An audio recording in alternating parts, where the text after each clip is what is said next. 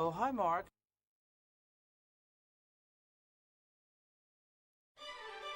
Oh, hi, Mark.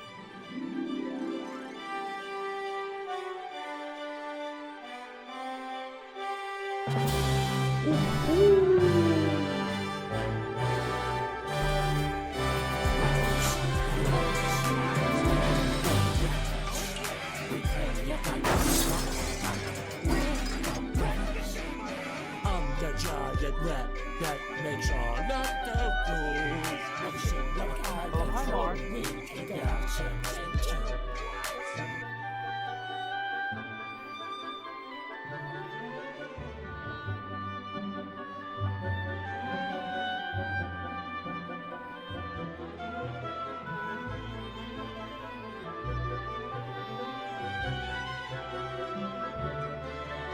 Propane and propane accessories.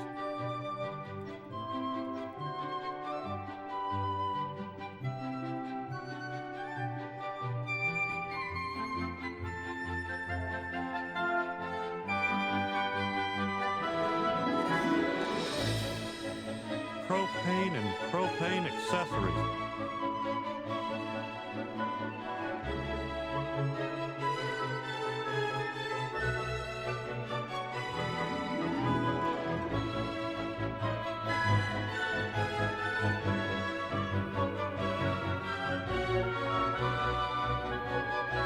Oh, hi, Mark.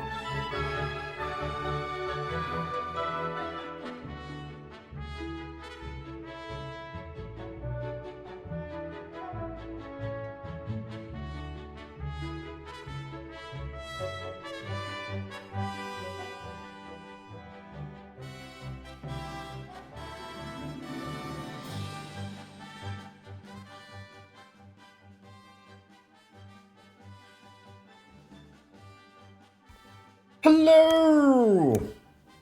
Thank you for the raid, Draco. I will... Do you want me to show you now? Or do you need to, like, stand up and stretch for 5 minutes? Ow! Welcome in, everybody! How are y'all doing with this nice and delightful... Draco, how long have you had this one? It's a good Junie. Surprise raid, surprise! Don't let anybody know. Welcome in, everybody! I hope you're good. Hi, Moldrum. Hi, Eli. Hi, Darksass. Yes, the accessorizing works now. I learned that I was doing it in a dumb way, and Dizzy was like, here, let me push an update. And I was like, no, I know what to do. Let me fix it. And we both did it, and it was very cute. Ali, hello, and Senpai, hi. How y'all doing? Sage. Yes, we will be joined by the wonderful individual known as Small Ghost Big Thought later on. And we'll be talking about music. Or just like chilling, honestly. Sorry,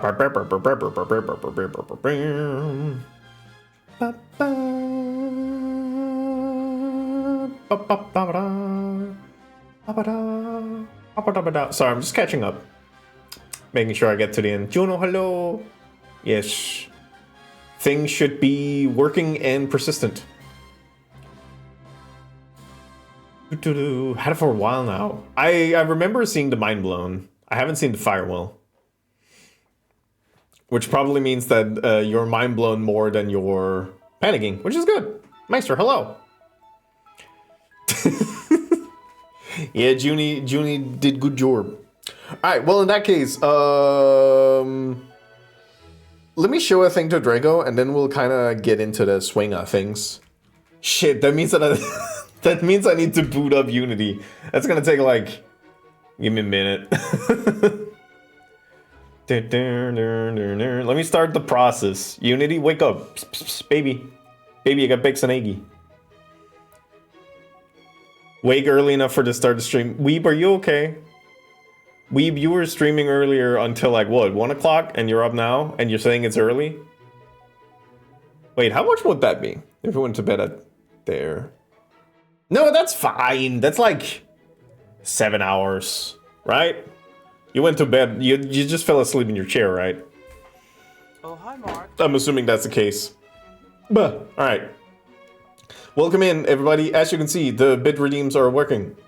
Or the fancy redeems are working. The accessorized redeems are working. And the bit redeem should also be working. You know what, the true thing will show when I close the overlay and open it up again. And hopefully everything should be fine. I just literally sleep in on weekends. I weirdly enough almost sleep less on weekends. Renee's so late, I'm going out for lunch, I won't be able to hang long now. Listen. I was having some D&D time today. Last stream, we lost a party member to a pit fiend. We're at level 8. We should not have been fighting that one. But today we were mourning. So, you know, we were sad. We're fine. Propane and propane accessories. Propane and propane accessories. Oh no! It was kind of fun because I'm a paladin of Paylor, and we might be under investigations. So I was like, I need to bury him. You know what? Paylor loves the sun, so it should be invisibility to the sun. Can we have a funeral fire out in the open while we're also being hunted down by people? And we managed to get away with it. But, you know, we gotta throw out some respect for the lost ones, you know? My character died too. Oh, it wasn't my character. My character is fine. I went toe-to-toe with a pit fiend and survived. I'm built like a truck. I'm unkillable, basically. But yeah, no, it was nice having a whole session just, 1, dealing with the mourning, and 2, also dealing with reintroducing a new character, which was the player who had the PC who died. And he was playing him so shady. So basically we were telling him, dude, we are mourning, and You're not helping. So either I punch you in the face, you tell me what's going on, or you leave me alone. Whap, whap. Also, we do have a cleric and a paladin, but basically when the PC died, we did see that their soul got ripped from their body. So it was not gonna happen. Oopsies. All right. Okay. Let me boot up some things. I need to show something. Beep, beep, beep, beep, beep, beep, beep, beep. Right. Okay. So you need to look at channel point redemption. Okay. And then probably also thrower. Environment and thrower. Yeah, like I did not expect to go fighting a pit fiend. I went to fight like a politician, and then when I was trapped at the top of the church alone with the politician, they shed their skin and turned into a pit fiend, and I was alone for 2 rounds. It was rough. But we got into like single digits of HP, and we were like level 8 characters. I nuked that idiot. But, you know, we did also lose. It sounds like a politician. Okay, okay, first off, setup. I have a empty... Ow. Oh, no. You got the one specific one. Ow. Pit fiends. It's an easy mistake to make. Yeah. One of them is fire resistant. Did you detect evil? So I used to like detect like holy unholy stuff that the paladin gets, and they pinged as a fiend, but they were still a human. So I was like, oh shit, I gotta follow them. 8? Yeah, listen, yeah, divine sense. That's the one. Yeah, so I was like, oh, they're a fiend. Okay, I can deal with this. And then pit fiend. I was like, oh shit, I can't deal with this. So that's with Clo. Yeah, Renee. Yeah. Yeah. Renee. Yeah. Hi. Hi. Okay, so I have Dark World. I have an empty game manager called Twitch Manager, which is just containing my Twitch Manager script. And then I have an empty game object called Channel Points. Oh, hi, Mark. And Channel Points is then dealing with all these things. Channel Points essentially, let me just do this. So it has a public override void initialized feature manager, which contains the base of an initialized feature manager, which just means that it has access to all the wordings. And then I have what I need to do to kind of make the channel point redemption. So the description, required user input, whether I need that or not, and then it needs to have a reference to the registering a reward. So it basically makes the reward. Okay. Boop, boop, boop, boop, boop, boop, boop, boop, boop.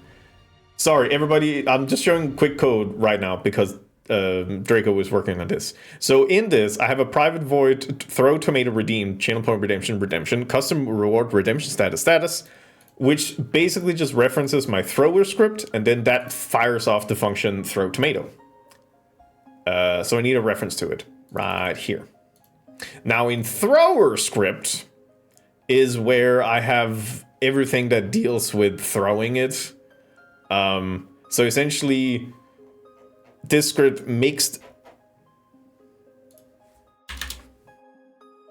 That should have been there the whole time. This script makes the redeems, and then if it's redeemed, it just goes to the script and says, oh yeah, no, throw the tomato. Yeah, and then in here, you just have debug lock to start with. And then you will be able to see if things are being fired off properly. But this is all it needs. Then you can start throwing shit off. Yeah, exactly, throw rows. But yeah, I hope that helps. Ba, ba, ba, ba, ba, ba, ba. But yeah, so we were mourning today. Hiding. Got ourselves extremely drunk. And we're sad. And next time we're probably gonna manage. It's gonna be great because one of the other players haven't been there for 2 sessions. and we usually don't tell what happens in between sessions. So they're gonna arrive and be like, "Hey gang, what's up?" And we're gonna be like, "Well, he's dead, and there's a demon loose." So it tee. It's gonna be great. All right. So what's on the itinerary for today? Very simple. We're gonna work on some little things, and then at one point we're gonna be joined by Small Ghost Big Thought. It's gonna be a surprise. Yeah, it's gonna be a doozy. We've also said like, hey, this scene that we're about to talk about, we're just gonna slice it out, and when they arrive, we're gonna have that scene again, which is essentially them dealing with this character dying. It's gonna be great. How has all y'all weekend been? I hope the weekend has been good. I was with my family yesterday, and then I got home, and something weird with my body happened. I think I might have eaten something bad, and I just passed out at 9. But then I woke up Sunday, and I was good. Well, great. And I had D&D, and now I'm here. I'm looking forward to talking to Ghost. We are often at the opposite spectrum of time zones. So it's not often. That's called puberty. Eating something weird is called puberty. I think it's called being like 30 and up.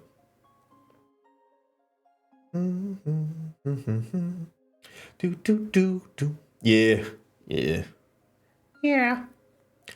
I went out yesterday and showed some of my pin models to the local gaming store. Oh, I remember the local gaming store we have here has like a glass casing of some of the models from the people in the nearby area, and some of them also have like little contact information if you want to commission them.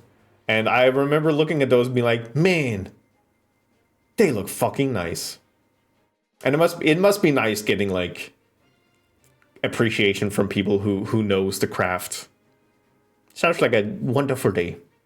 I would say, yeah. Like I've seen it, and every time I went to a different shop that didn't have it, I was like, why not? It's like it should be such a slam dunk. Hey, this is a shop. We sell a bunch of unpainted miniatures and we sell a bunch of paint, but we also have access to local artists who will paint your shit for money. I recently looked at some of those glass case models. They are so nice. But no, you shut up. Helps keep the local community alive too. Yeah, just alive and invested. You know, it's good. You love to see. We love to see. And the thing is, I'm not living in a small city. I'm living in like the second largest city in Denmark, which I guess is small by many standards. But having that sort of like sense of community in such a large city is one of the reasons why I really like the city. Yeah. Okay. Yes. Okay. So the devlog notes in between streams. The bid redeems should be working. There is one of the events that doesn't work, but we might fix that today because it's the band. So Ghost and I have been talking about. Maybe we're going to talk about music and sound design today for elevating the stream. And there might be something for that. Second largest city in Denmark? You fool. Weeb, please dox me so you can just come visit me. That would be so nice. Puffling, hello.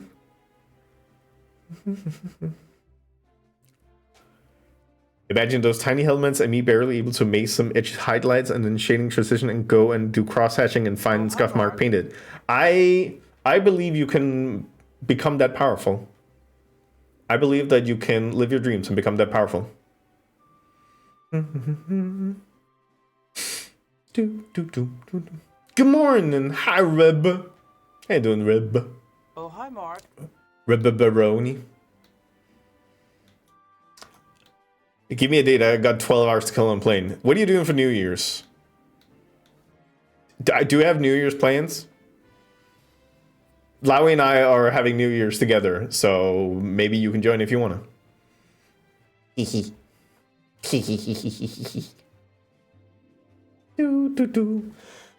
Oh. Also, speaking of Lowy, which is it's tangential, but I might have started. Oh right, you're making people sad. That's true. I might have started a new Oh, hi, Mark. archipelago. I'm not doing a huge time investment this time, just because Christmas and everything, and I don't want to keep people back. But I am playing Overcooked 2 with Lowy, and we did try that rando once, and I was like, oh, this is fine. We did it in like 3 hours. We might have cranked it.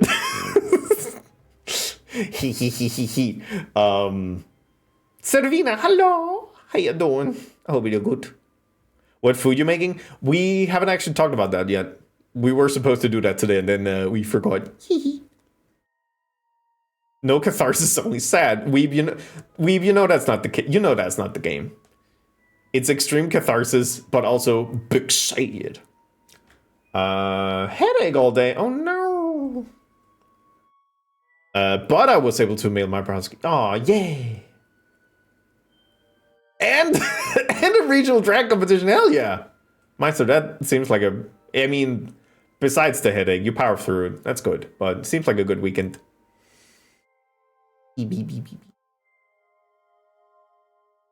I like the idea of having a playthrough of Spiritfarer, and every time you get to like the cathartic moment that's supposed to like release emotions, you just black out the screen and cut the music, and then you don't let anybody experience that, and then it's back to being sad.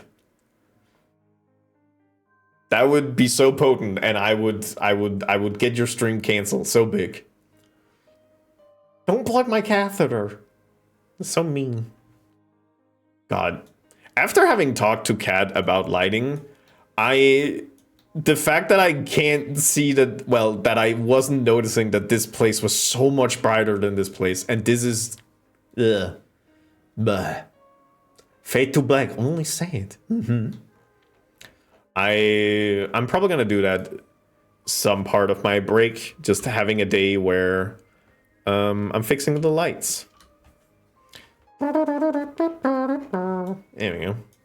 Alright, getting in here.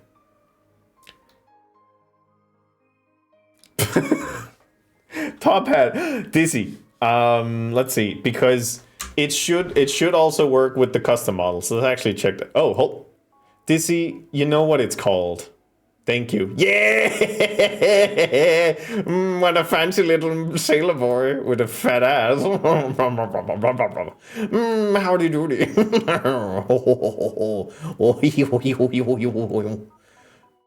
You know what? Should we test it now? Should I just close the overlay and see if it's there? Should we test? Should we test live? Because I hope that it works. Boop. It worked for my own model, so... Who's a dapper little kitten? Who's a dapper little kitten? Me. There we go. Is he getting Cookie, hello! Ba. What's more December than testing live? That is so true. Buh. Alright, I'm back. I'm back, y'all. Bring it back, y'all. Woo! Dizzy? Dizzy, get over here. Dizzy, get over here. Dizzy, give me them nasty uppies. Give me them sig uppies. Beep, beep, beep, beep, beep. Also, Savina, I saw your streaming yesterday. I hope it went well. I would have said anything, but I was lurking and my body was... Shit! Why didn't it save? Damn it. Son of a bitch. God damn it.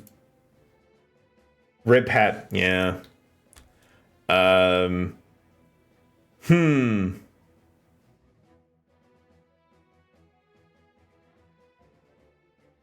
Whip.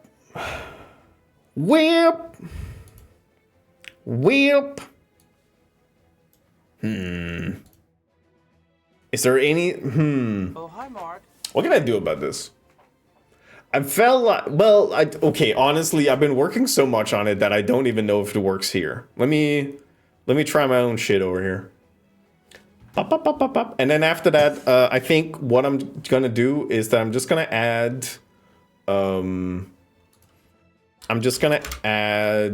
some small things to the overlay. For example, Ale handed in a delightful painting quite a while back, and I still haven't added in because fuck me. Ow. Current progress on another old metal mini. Let me look. Oh! Oh. Oh. Hey, RD. There he is. There's the kiddo. RD, you seen the shit? Seen the shit? Progress.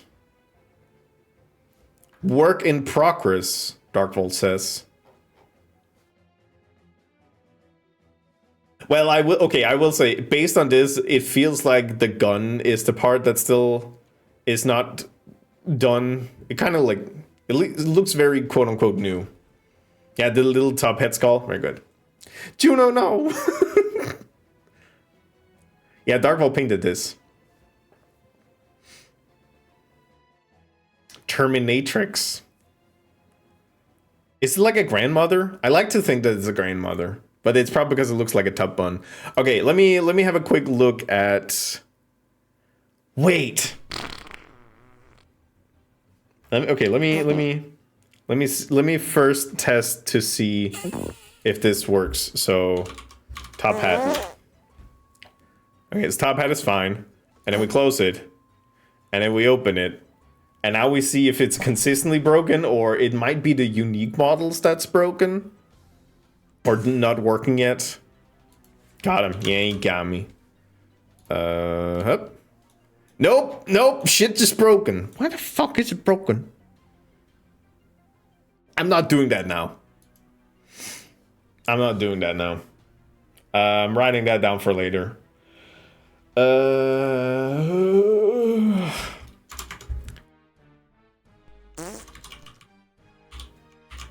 Are broken, apparently.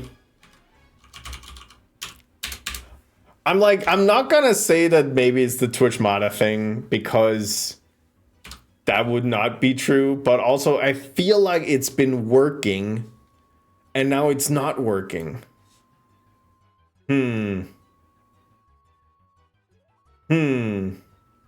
Artie, are you making sexual approaches to my robot? It's definitely not the Twitch mod thing, my man. No. No, it's not. What if it is, though? Sorry. No, it's fine. It's fine. Let me just have a quick look at it. Channel point manager. Just giving it a rebuttal. You know, good. Let's see here. Boop. And boom. To lower it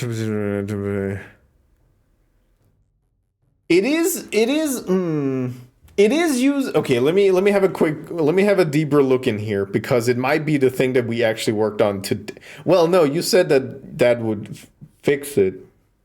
Let's see here. Okay, so that one does use username, but that might be the broken part now. It just wouldn't work in the first place for safe. Oh, that's fair. I mean, what I'm worried about is whether or not it actually saves to username or user. Can I see how it saves? Yeah. Beep beep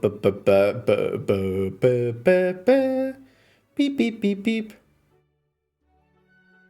Yeah, this is what I'm saying. Like, maybe I said this to user. Wait. User.username instead of that.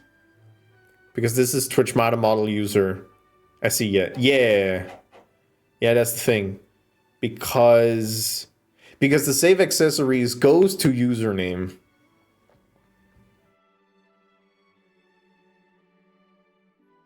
It's actually just in the spawning head that it locks it to the user rather than the user username. Yeah, exactly. Wait, you're setting its user is based on the user ID? Oh. Wait, so what would you suggest? Because I've changed everything to set to the username. Looking at my Twitch recap. How was your Twitch recap doing, my dude?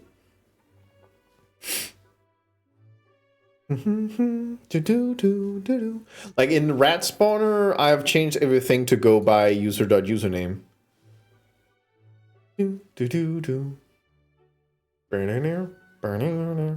Well, I mean, if I'm saving it to the username here, I should probably just wait, does this even 2,200 for... I think I have more. Because I don't even think this can be logged in as to user.username. Oh, it can. No, it can't. You know what? What? What's up, Dizzy?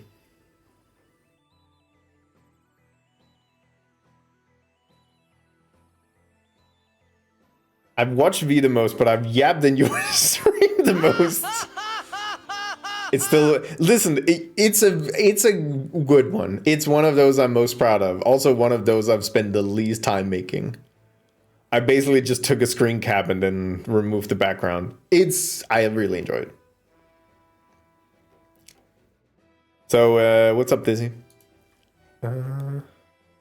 Isn't user ID for things like this pure because it might be ambiguous whether the username is login or the display name?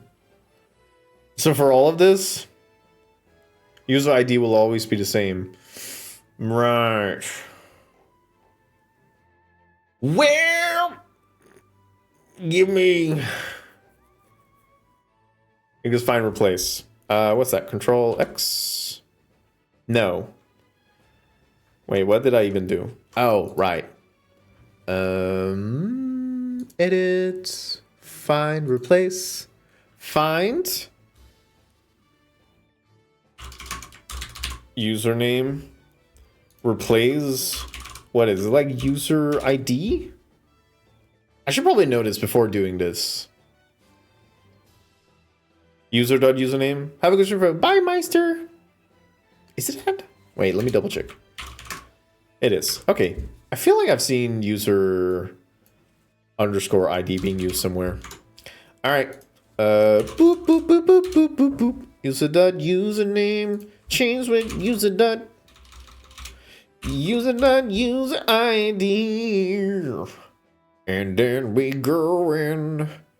Place on control alt and bam. And bam. And bam. And fine. Over here. Oh, control alt enter. Bam. Well, shit, I wrote it wrong. I'm an idiot. Hey, don't look at me. Don't look at me. Don't look at me. And bam. It's the model property. Don't look at me. Okay? Now this thing needs also to be find. You know what? Good. Bam. There we go. Stop looking.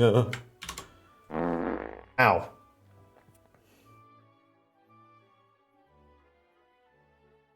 Okay. Let me just go here and no, this should be fine. Wait, can I redeem it more? Are you gonna be mad? Yeah, you're gonna be mad. Okay, let's do...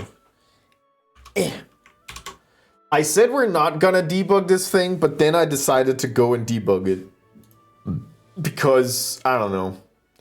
Don't look at me. Don't. Please don't. Please don't look at me. No, nobody look at me. Trash.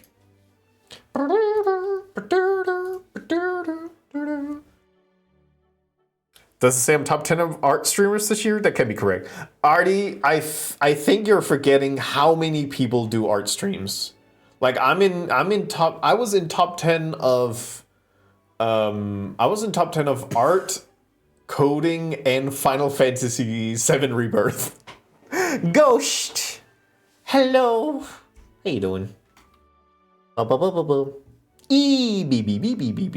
fuck?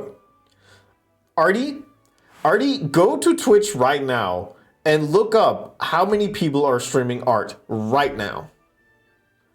It's gonna be quite a few. And look how far you need to scroll down before it like zeroes out. Then why I'm not in top of Dragon Age Origins? Hey. I think it's, I would guess it's number of viewers or hours spent. I don't know. What am I doing? Hi, Mark. Right. Yeah, Ghost. You just let me know when you are ready to get in here. I'm doing random shit right now. Boop. Boop. Let's see here. That should be fine. And then I'm somewhere. There I am, little man. And new thing. It's not... Oh, right. It might not be in OBS. Because of things. Nope, it's just straight up not there. Why is it not there? Oh, didn't mean to pin that. Okay, that's fine. We can keep that pinned for no particular reason. Plans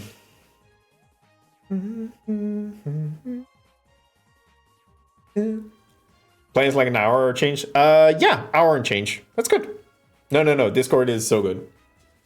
It was originally just me suggesting because I wanted to be kind to you and say you can just get in whenever you feel like. But yeah. Right. Okay. Why is this redeem not being created? Ghost and Red Bob Burley. Yeah. Yeah. Yeah.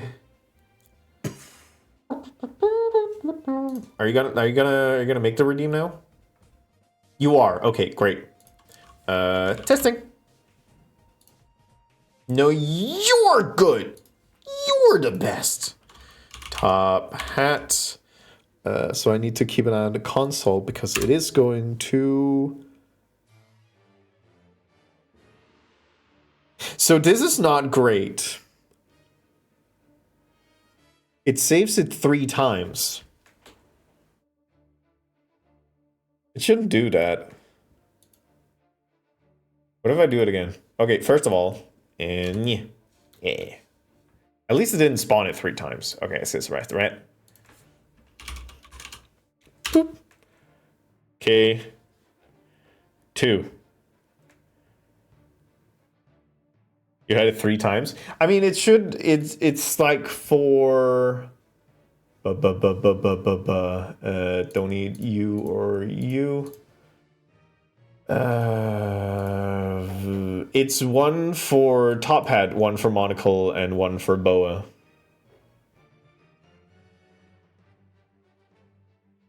Yeah. Okay,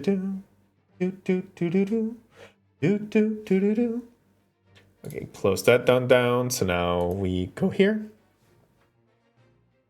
This function's getting called 3 times. Yeah. Why though? Dinner time. Have good dinner. Penis. Buh. Yeah, no, it's not saving. Bum.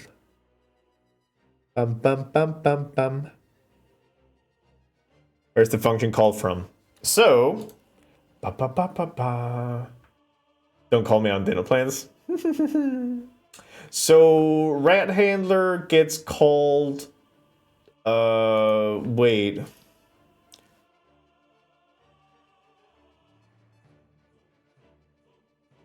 Yeah, because your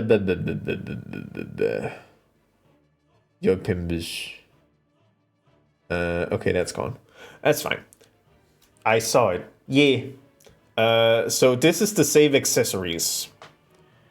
And then this is the one with the debug log. So why is this one firing 3 times? Yeah, so this, I mean, this is the thing. So this is spawn accessory. So this is when I'm doing the redeem point. If increment count is true, it would call twice. Increment count should be false. Shit.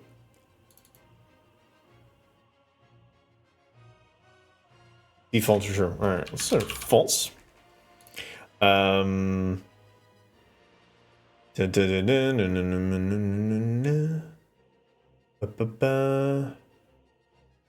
do I set it to true then?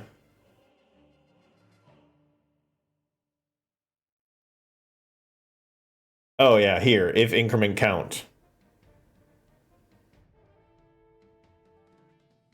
I think I was getting into if it's first called 3 times. There's one in the top hat block too. Oh. Oh. No. Everybody in chat, shut up. I'm talking to Dizzy right now. Also, this is probably gonna mean that Twitch is gonna see that chat is active and they will ask you to clip us debugging live on stream. Yes, so I needed... Shit.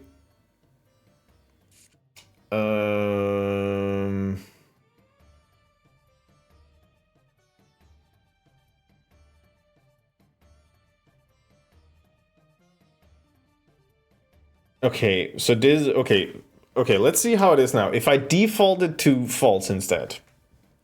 The thing is, I was starting to do this because I needed it to spawn a hat, and then spawn a hat, and then spawn a hat, so that it would do this Y offset based on the increment count. So basically, if I had saved 3 hats, it would pull them 3 on top of each other instead of 3 in the same physical space. That's the thing. That's the thing. Okay, if I defaulted to false, how does it act now?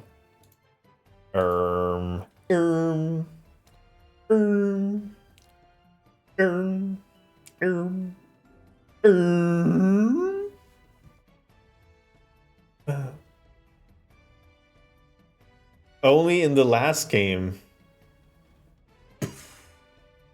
Oh, worse than stream? Bazinga. It's me. Okay, so how does it look now? Top hat. Okay, so now it doesn't want to spawn the hat anymore because it's default false. Thank you, Sage. It displeases master when chat is active.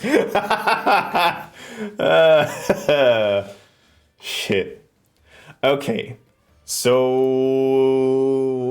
logic needs to change. Because if this is setting to false, then it's never going to spawn anything. It should spawn one, even if it's false. I can't help but notice that the head is not there. It's because save accessories is at the bottom. I know.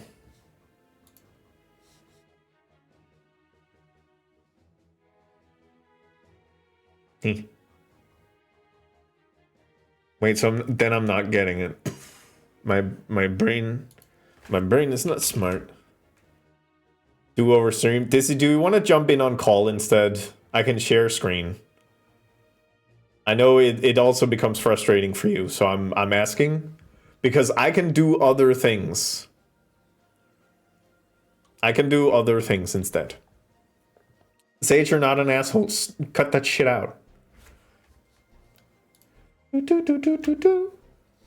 Me test. Me rant. What if I do boa? Because this might be currently this might be a top hat issue. Boa.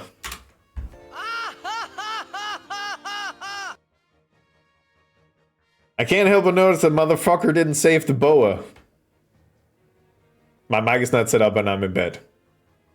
I mean, it's spawning it, but it's not incrementing the count. Which is the problem. So why are you not incrementing? Bitch, why you no increment? If increment count is false, monocle count.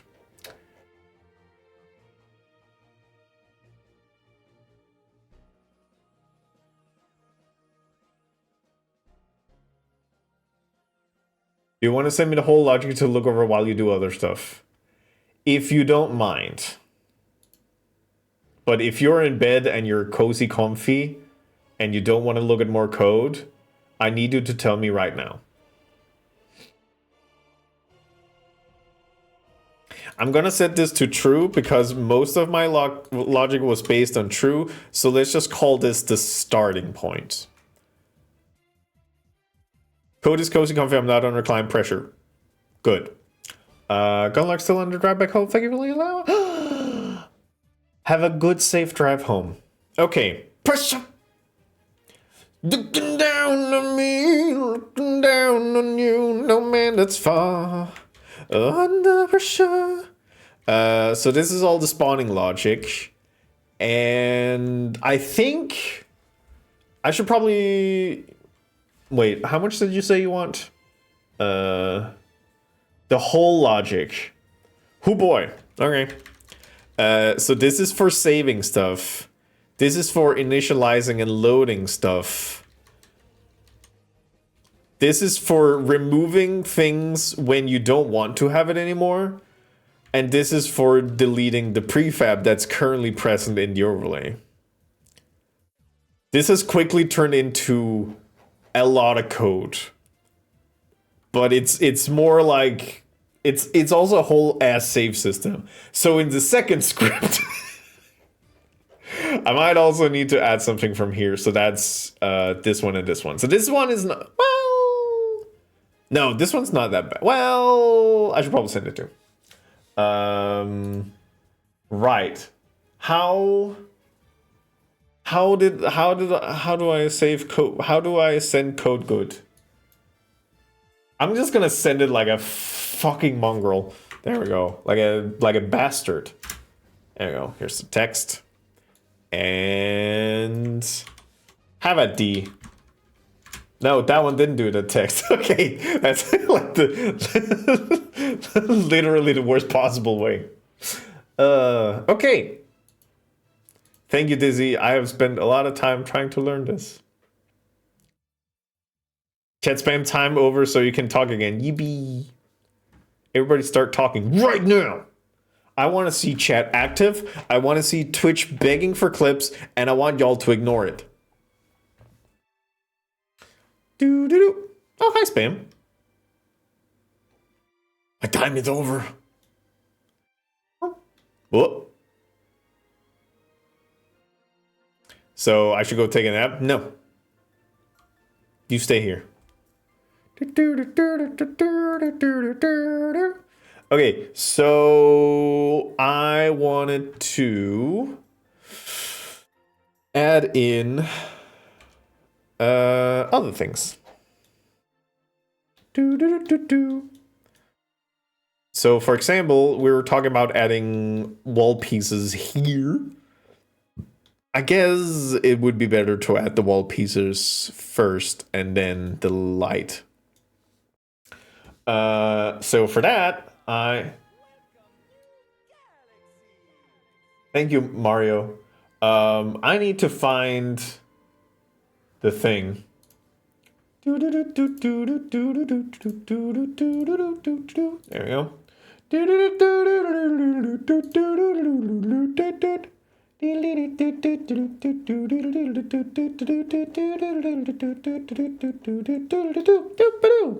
This one. This one's the one I need.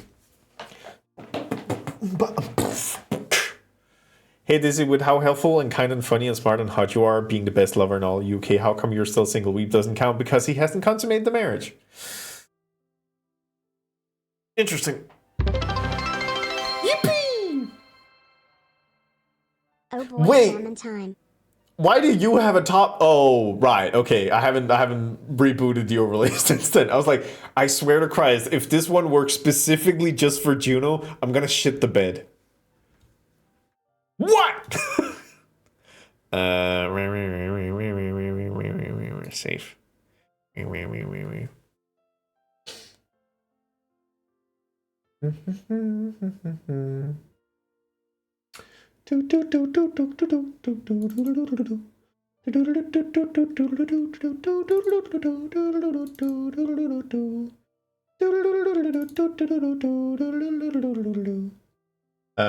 I feel like I have it saved here somewhere.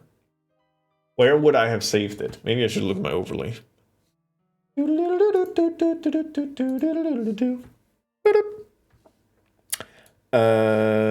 You. Where are you? Where are you? Can I find references in scene? No.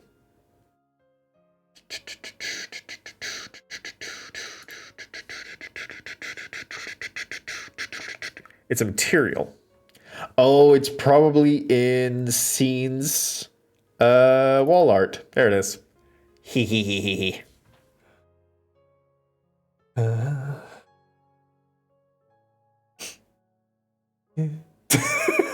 I'm getting on one knee.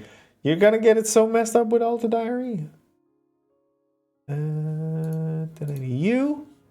And you need to go into scenes and wall art and Cat Baron Cafe. Oh, hi, Mark. It's only 1 p.m. Can it still be breakfast time? Yeah, of course. Pancakes is always acceptable as breakfast. Do you need a better picture of it or anything? I'm just fussing over seeing my art again. You should. Pretty art scene. Creb. Hi, Creb. How goes the fighting Twitch into submission? Could have been better. You shut your fucking mouth. You know what? Just for that, I'm gonna put it right here. Then I'll see it very often. So, fucking dumbass. Next question is, I probably just need to add a plane. Twitch is winning. No. For those of you who don't know, Kreb has been invited to the affiliate program, but Kreb cannot join because Kreb cannot make two-factor authentication work. By the way, oh no, Dizzy, how bad was my coding? Plane. Let's see here. Oh, there it is. Zip. The by the way is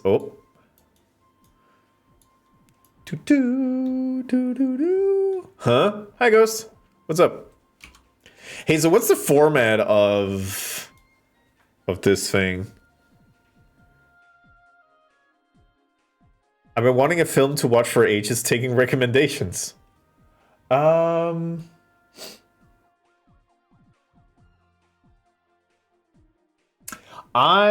was one movie, I don't remember the name of it right now.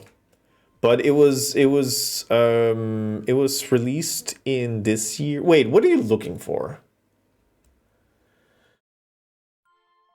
We're both doing great. No, don't say that.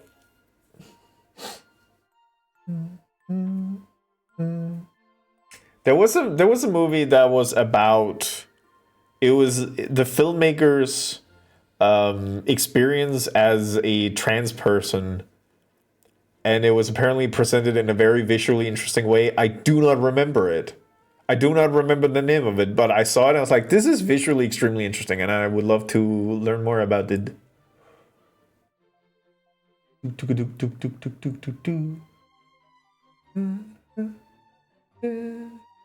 I saw the TV glow. Thank you, Ollie.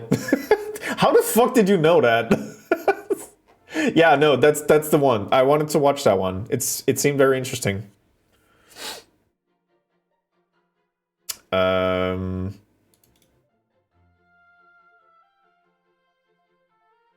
Was all over Twitter this year. Oh, I'm not really on Twitter, so.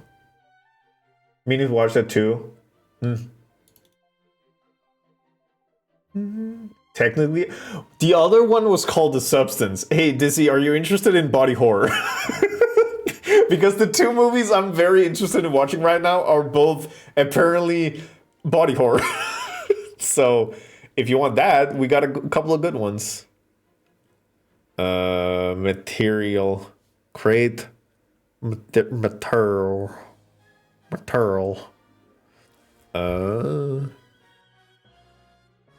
Cat Baron Cafe.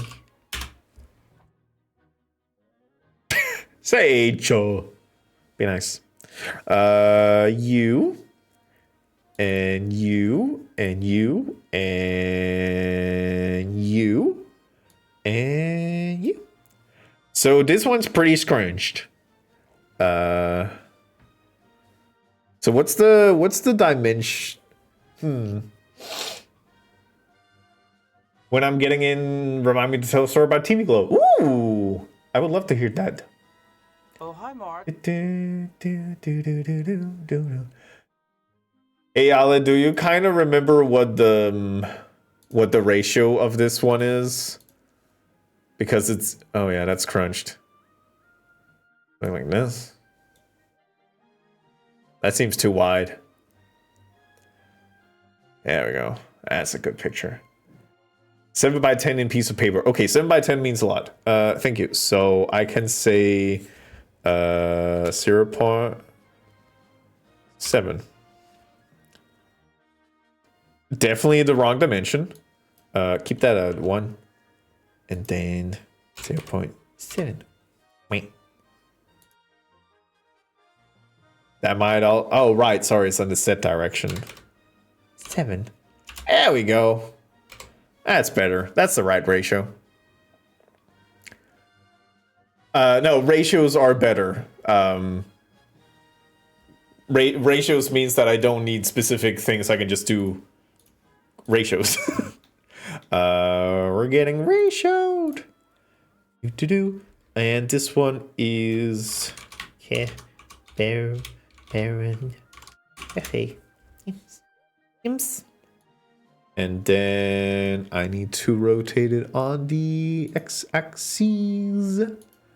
90. And probably also this will be the set axis. Put that at 90. Good.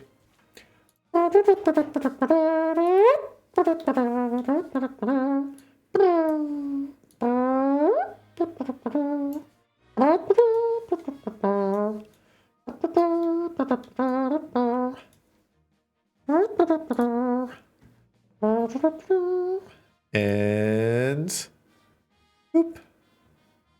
Wait, I need a locked and then shoo. Scaroused. Scaroused. To be smaller. It should be smaller. Let's put it at 40.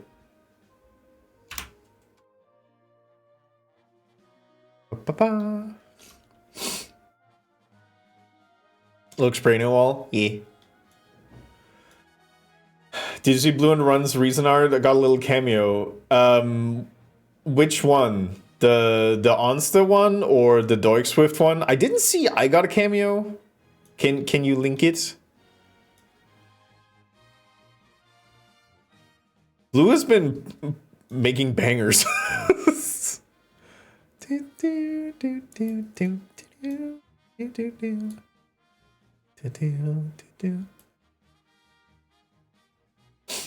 And then I have Okay, Doig Swift. Yes, I did see that there was a Doig Swift. Basically, Doig just said, hey, India's a cryptid, and Blue was like, bet.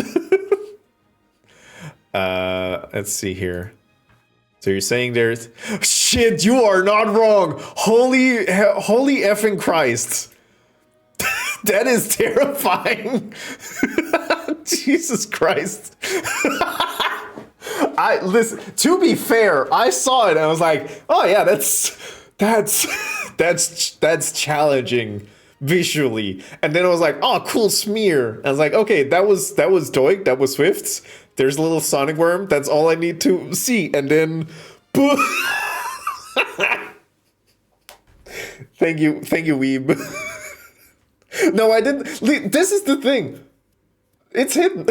Like, hey, here you go, Doig Swift. This is for you. Doig Swift, Sonic Worm, and then the only color is my piercing red eyes and smile. A little rat. Very good.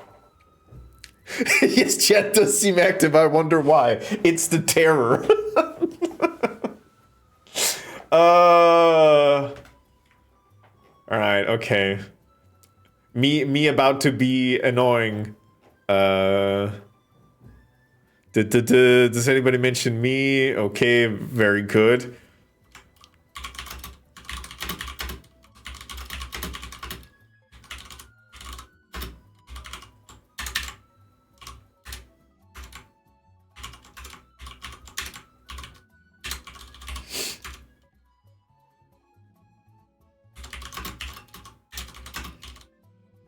There we go. On the table, cheese and wine. Yeah. Sending the legal team. Oh, fucking no, this one is fine. Finally, some good fucking art. Doig Swift art with me in it.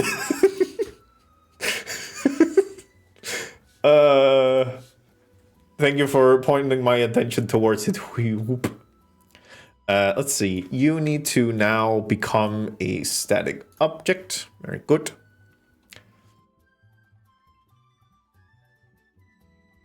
Renee's wearing a vest. He's invested twice in 1 weekend. Hey, Dizzy, you good? Also, why? This shouldn't be accepting light information anymore. That's maybe on this one. Lighting. Cast shadows. No. Contribute global illumination. Receive light mapping. I would like to say no. Whatever. Additional settings.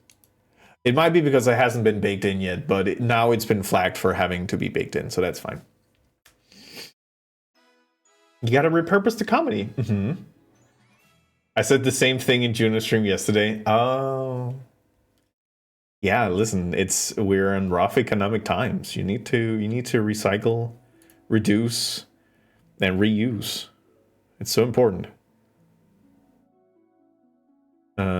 You. Oh, also, I was talking about how I was going to play Cadence of Hyrule in my little holiday break. I might have already gotten the game and started playing it and defeated the first 2 bosses. Teehee. The game's good. I had like an hour train ride. It was fine. And then an hour back. So I got a little time to play some video games. And it needs to be like -90. Cadence of Hyrule is pretty good. And I can recommend it if you have a Switch. It's very nice. If you like rhythm games, you move to the beat. And it's a Zelda. And you can actually play a Zelda. And it's very good. Yoop. There you go. Yeah. Alright, that's gonna be nice when the lighting gets fixed. And then...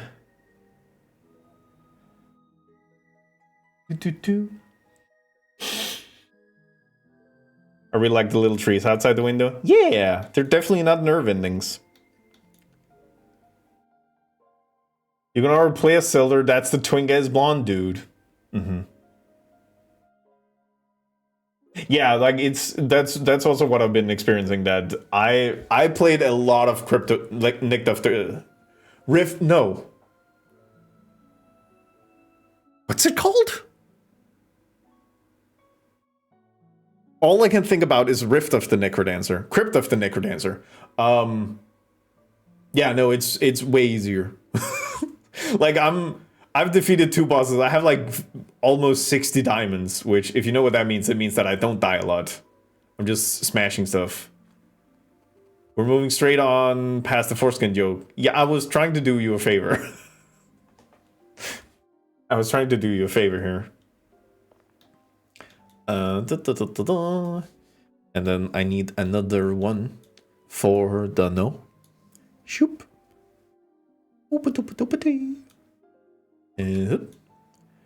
And that one needs to go 180. There we go.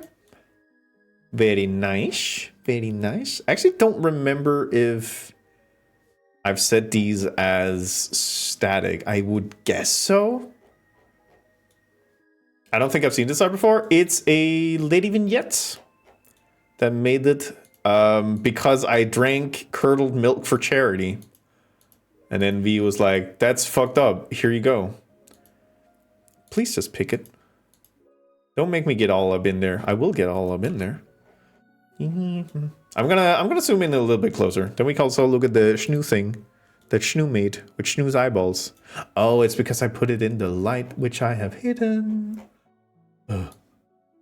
And up, and boop, and boop, and boop, and boop. There we go. It's static. Okay. There's a fire pit? Yeah. I don't go there often, but I've made it so that one of the bid redeems goes there. So I could just be there at the fire pit. Yeah, change the children. The children's needs to be changed. Oop. Yeah.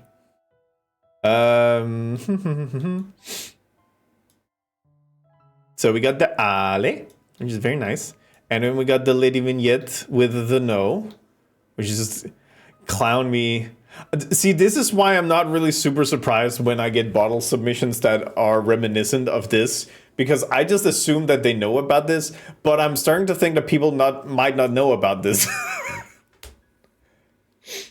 But no, this is the thing. Yeah, don't worry about it. It doesn't have lore implications. People love the clone that lore, yeah. And then there's also this one. This is the first one I received from Schnoo. It was very nice. We were very happy. Whoop. And DM'd me. Me. I'm gonna look at it. We can do in yours. I honestly don't mind.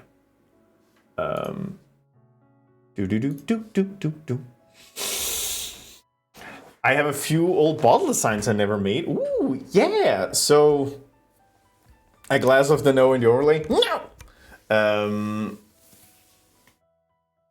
I am currently accepting bottle submissions until the 20th of December, which is this Friday. The plan is to review them the 21st, where there will be a special stream. Yeah, I would love something from you, Reb. I'm excited. I have been replied.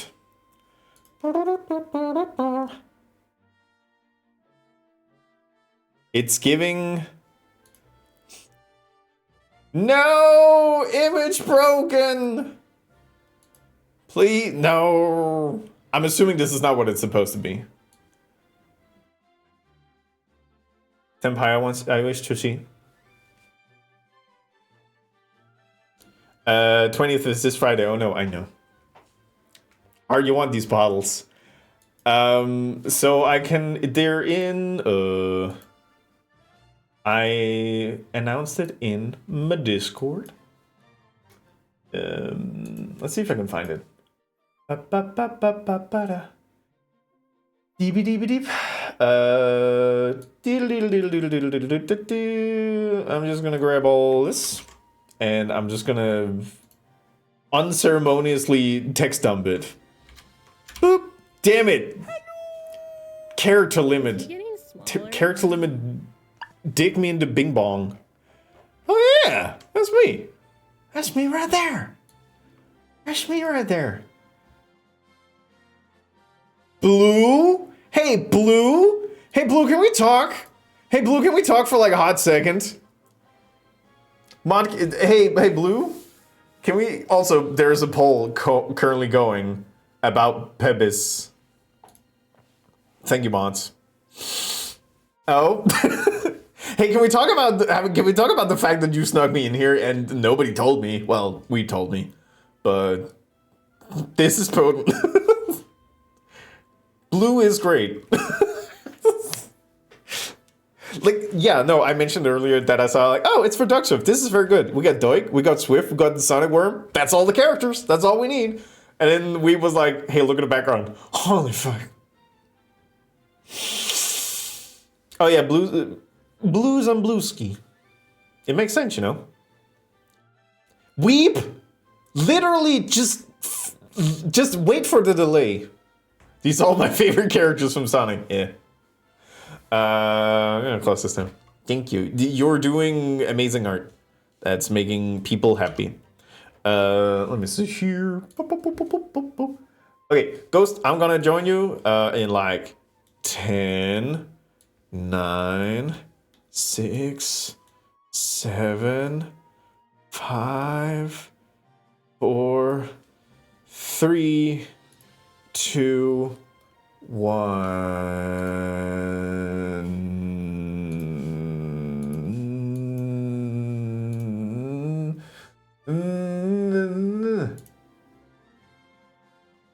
Hi. Boy, hello there. Oh, you're big. I need to change. Oh, I know why. Let me just. Let me see here. This button. Da-da-da-da-da. It's because I made a platform where people can be on, and it fit with cat size. Look at you go! Incredible. Yeah. Hi chat. Hey Ollie. Hi Dizzy. Hi Rib. It's somebody called Reb Begaroni is saying "Ghost yay yay yay." Oh, hi, Mark. Oh wow. That's gay, I think. Actually, gay. Gums, That's I gay. love you That's more. fucking gay. That's fucking gay. How you doing? How's your weekend been? It's been good.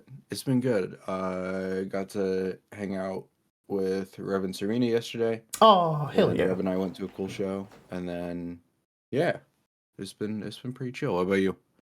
I visited my family, and it was very wonderful. My niece turned 13. Ooh, Yeah, the big one. The big one. The other one is, well, the oldest one is 16. So she of course adapted the language of Sweet 16, and I was like, ugh. She's extremely sweet.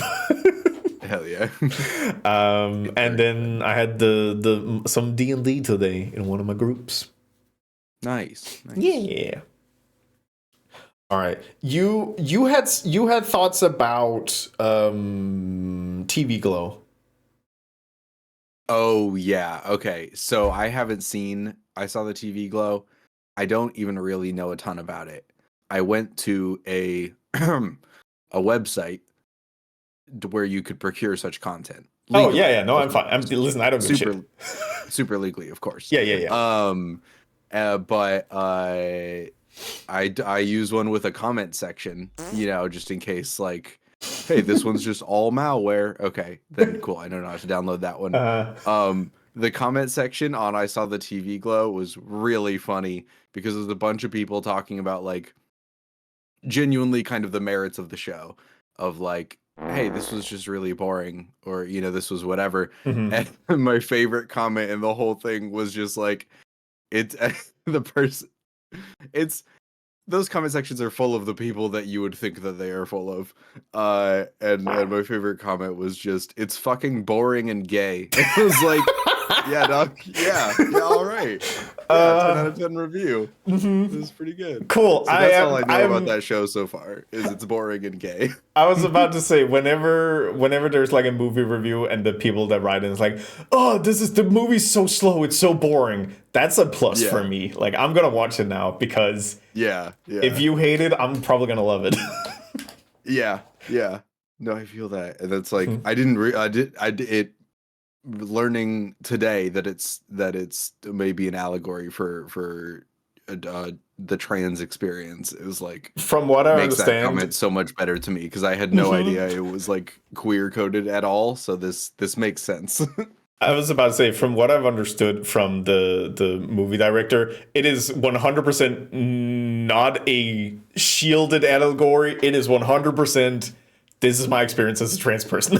I am a trans director. So it's like, yeah, no, that's the whole boring gay vibe. The whole thing is that it's fucking boring and gay. Yeah. Which is why I was like, oh, I'm interested in this one. Yeah, definitely. It makes me more interested in checking it out for sure. Yeah. Oh no. It's fine. It's broken. We know things are broken. I really hope. Okay, so Dizzy, it sets it all to lowercase. It's fine.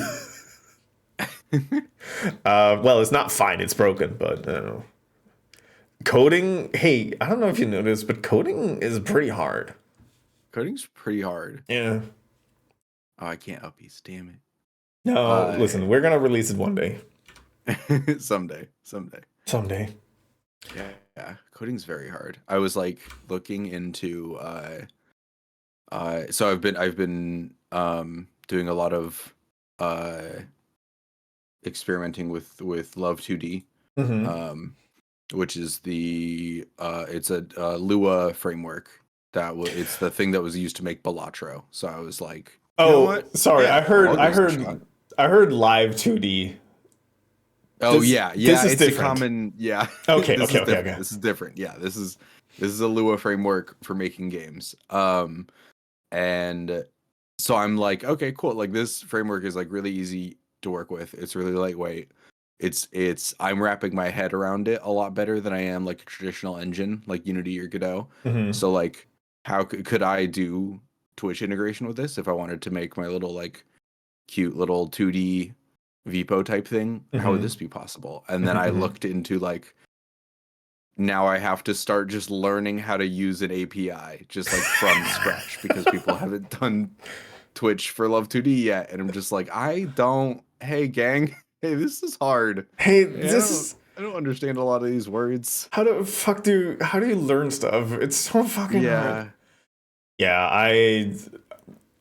I will say when Unity, like on the business side, decided to let's call it what it is, absolutely shit the bed.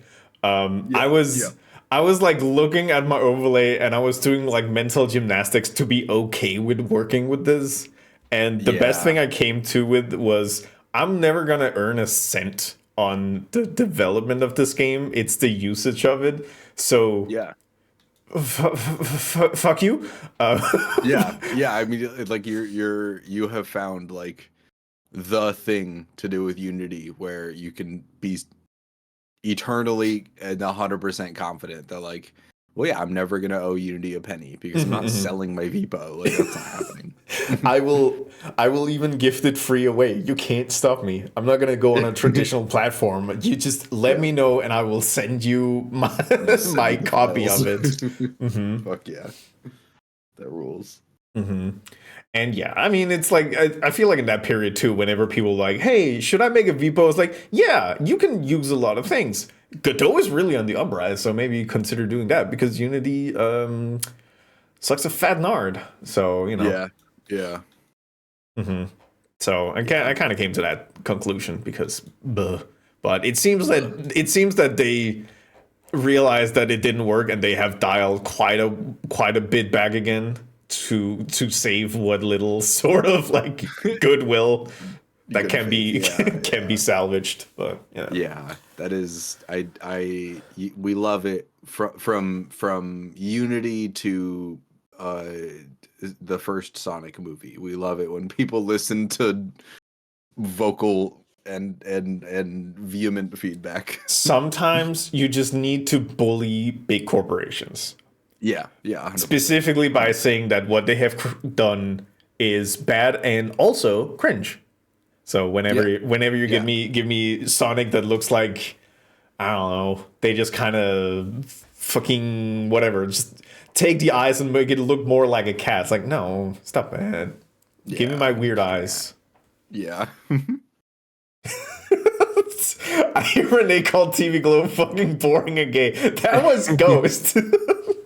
It's everybody's yelling at me to find your rat and put it next to Rep's rat. So I'm just gonna sit and play my video game for like a hot second. So I don't know, man. What do you want to do?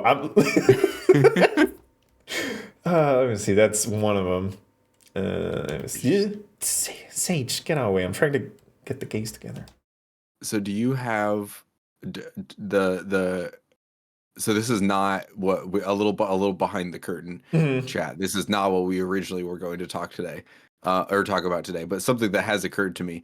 Do you have like a shorthand for find this person's rat and bring it to me or anything, or do you just have to manually walk through the theater and look for them? So the quick answer is no. The longer answer is there are some like convenience things I'm not interested in implementing, because essentially what's happening now is that I'm utilizing my overlay to show people like, hey, this is a pretty big space and there's a lot of shit going on. So if I can be like grab Ghost in my clutches, I feel like it takes it away. Like this is the weird thing. Like I have a design document in my head, but because I never really, like, I don't discuss this with a lot of people, like what the thoughts are behind the overlay. It means that having asked a lot of people to be like, hey, if you were to suggest a feature, like what would you do? And then I get a lot of things like suggested, and most of them I go like, no, that's not right. That doesn't work. That's not the vibe.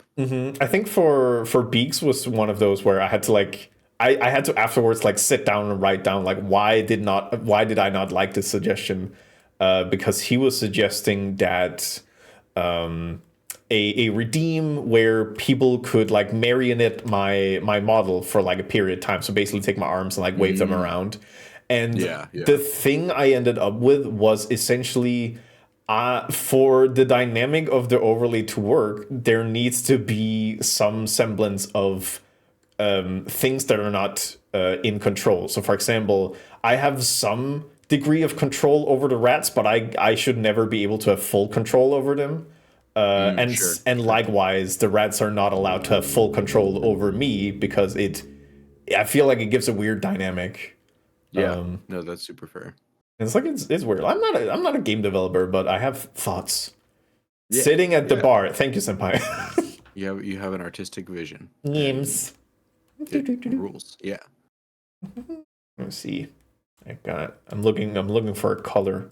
There. Small ghost. Here we go. Oh hey, that's me. Yeah. Okay, I will say though, it would be nice if I could change the door so they just kind of detect when I'm nearby, because throwing rats around, that one's a little that one's just cumbersome by nature. Okay, let me see if I can get you to smooch. Do they auto close?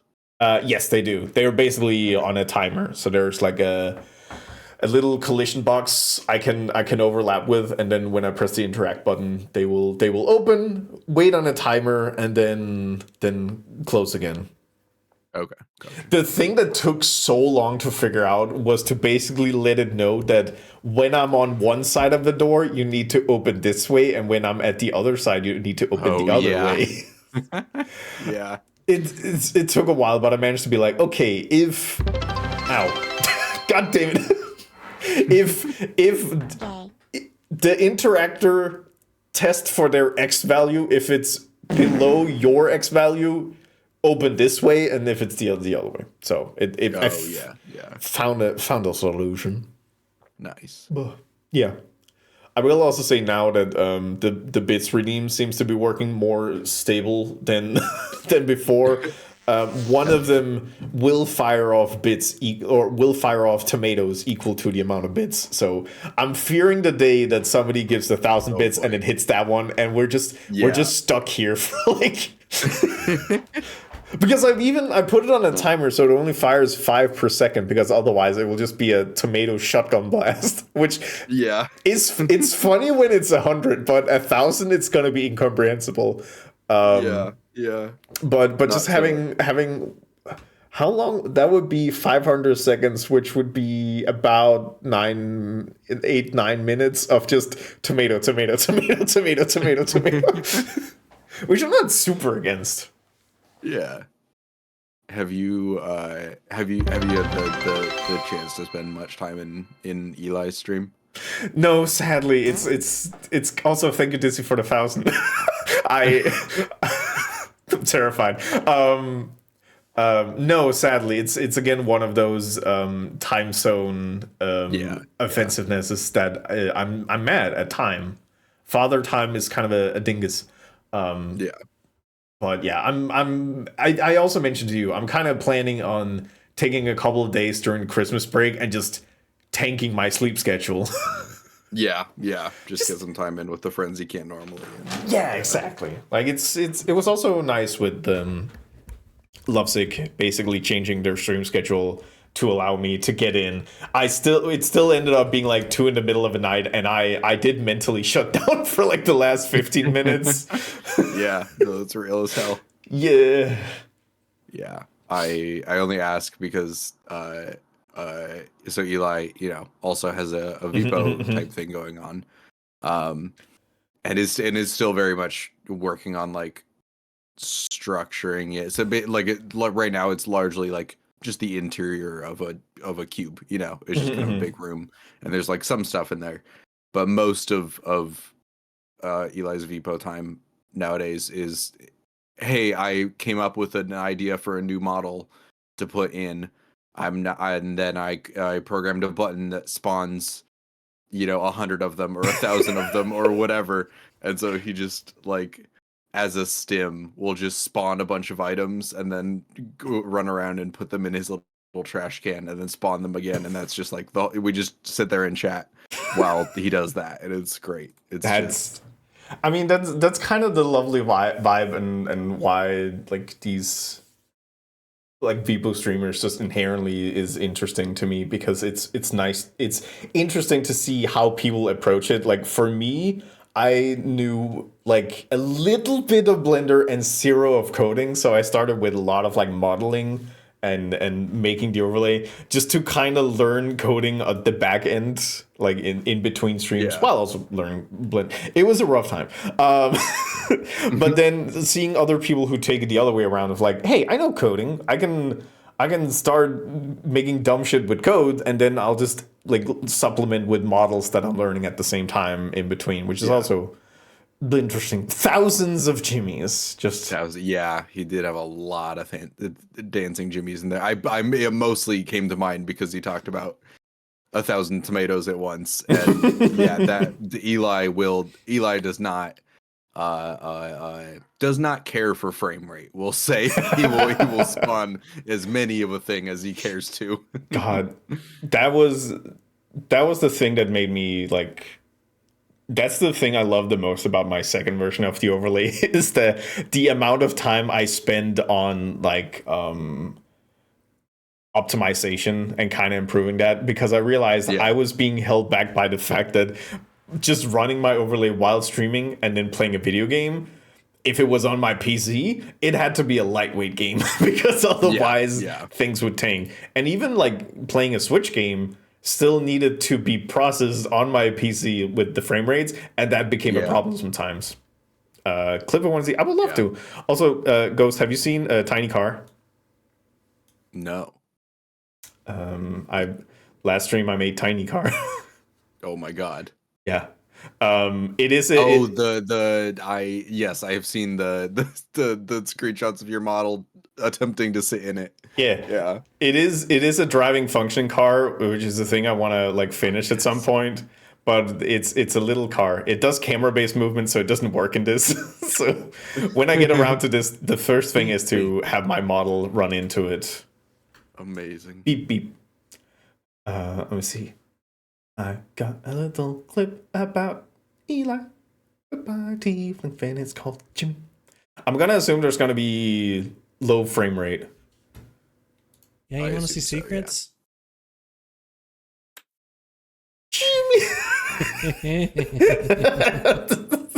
This is art. Yeah, it's Eli's stream rules. Yeah, you want to see secrets? Yeah. So many. It reminds me, like, every time I get quote unquote big raid times, it's fun to see just how the whole overlay just starts tanking, and it's not gonna untank for a while because there is still 800 rats that we need to spawn, and they're all doing little jiggles. Yeah, that is, I think, part of what I think the idea of me making like a 2D VPO, is especially doing like a pixel art style thing. It does put a pretty hard cap on like just feasibly how many objects I can have on screen at one time. So like I'm definitely gonna have to figure out how to like obviously when you have something that's like as interactive and as live and happening in the moment as a VPO, you want some sort of like sense of scale, right? Of like, oh, we're getting raided, how many people are coming in? And so 800 rats, here they are, that's how big it is, you know. And in 2D, like I'm both I think I will struggle a little bit to come up with something that communicates that scale. And also I'm excited that I don't have to worry about spawning 800 of a thing because I've only got, 600 by however many pixels to work with, so it's just not going to happen. Yeah, I was about to say, like, it seems like you will be more like bottlenecked by actual screen space. Yeah, no, 100%. Yeah, because in my case, if it turns out that, hey, maybe having 14,000 rats in the theater is going to be a problem, I have a button to teleport me into the bar, and then all those objects are being called, and my frame rate returns. Oh, that's smart. That's cool. Yeah, no, because I learned that from the first overlay that if you don't call your objects, you're fucking bone zone, dog. Yeah. That's amazing. So what's the plan for the overlay? How much of a plan is there? No, for yours. Listen, we're turning this into just chat time now because I don't know. Yeah. It feels nice. Hell yeah. I did see some people comment on Eli's model. And I do want to give proper, because I know Eli does every time. Proper shout outs to Doig Swift because Doig made. Yeah, it's the parcel. Yeah, which is the little box character. That's a really good question. I do want to. So I want to do. I think ultimately I want to do like an HD 2D style thing, right? Where it's still like a 3D space and I can still have 3D stuff happening in it. I think working in something like Godot is very cool, and I still, I think if someone's interested in like VPO or game dev stuff, that would be my first recommendation is Godot. I think having an editor and having all of the like boilerplate that comes with that is just like way too much for me. Like I don't know if you experience this, but like try like adding like a like Godot works in nodes, right? So adding like an animated sprite 3D node and having all of this like stuff that comes with that node and that class that I'm not going to use, and just having that like visual overhead of like all of these attributes over on the side. is like it's just a lot, and I'm like, okay, love 2D. This is just code. I look at the screen and this is just code, and all of it is code that I typed, and I only add what I need, and that's really nice. So anyway, all that to say, probably just gonna start with the 2D one. I don't know. I think like I want to. Like I have struggled, I think, because I know like Renee is Renee, you're Oh, hi, Renee. Mark. I'm Renee. You're Renee. You know, like Reb is a floating head, and the stream takes place in outer space. Mhm. You know, and with the high tech with stickers on it. You know, like that kind of thing. Mhm. And what was it gonna cat, you know, in the forest, it's mushrooms, and they have hole there and all that stuff. I think I have like an idea for what I want to with like the space that I want my stream to take place in, for Mhm. like the lore behind it, for Yeah, all yeah, of yeah. that, but I don't think I've found a great way to communicate that. And I feel like something like a Vipo is a really good opportunity for that, of like, okay, this helps flesh out the space and the lore and the whatever like a bit more. And so I think that's the part I'm like most excited to do. If that answers your question at all, which I realized I rambled for a while and I might not have, but you know. No, I love hearing you talk. I mean, it's Yeah. quite an interesting topic, and I feel like it's a thing that's like common between a lot of just streamers in general. Probably more on the VTuber side is like talking about like, well, I'm not just a person with a green screen or a person with a backdrop. I have a narrative I want to tell, and I want to tell it via the medium of streaming. And I want lore. How do I convey a story to people who might swing by for like 30 seconds to catch a vibe? How do I convey that in a way? And then first of all, there's going to be a lot of people who just swing by and don't say anything and then leave, and that's fine. They are allowed to. But it's when people start seeing like, wait a minute, why is there red behind you? Why is there gold? Why did I see a tomato come flying from somewhere? What's going on? Yeah. What's that rat? What's that rad? And I think my approach to it is I don't do a lot of pre-planning on lore. I just have concepts, small notes, hey, and then I just pick what seems natural. So I think I've told the story before of the birth of the rat model. I was Heard it. it's not a long story, but essentially I was working on the version 1.0, and I had some idea that I wanted to have a stand-in for people who are chatters.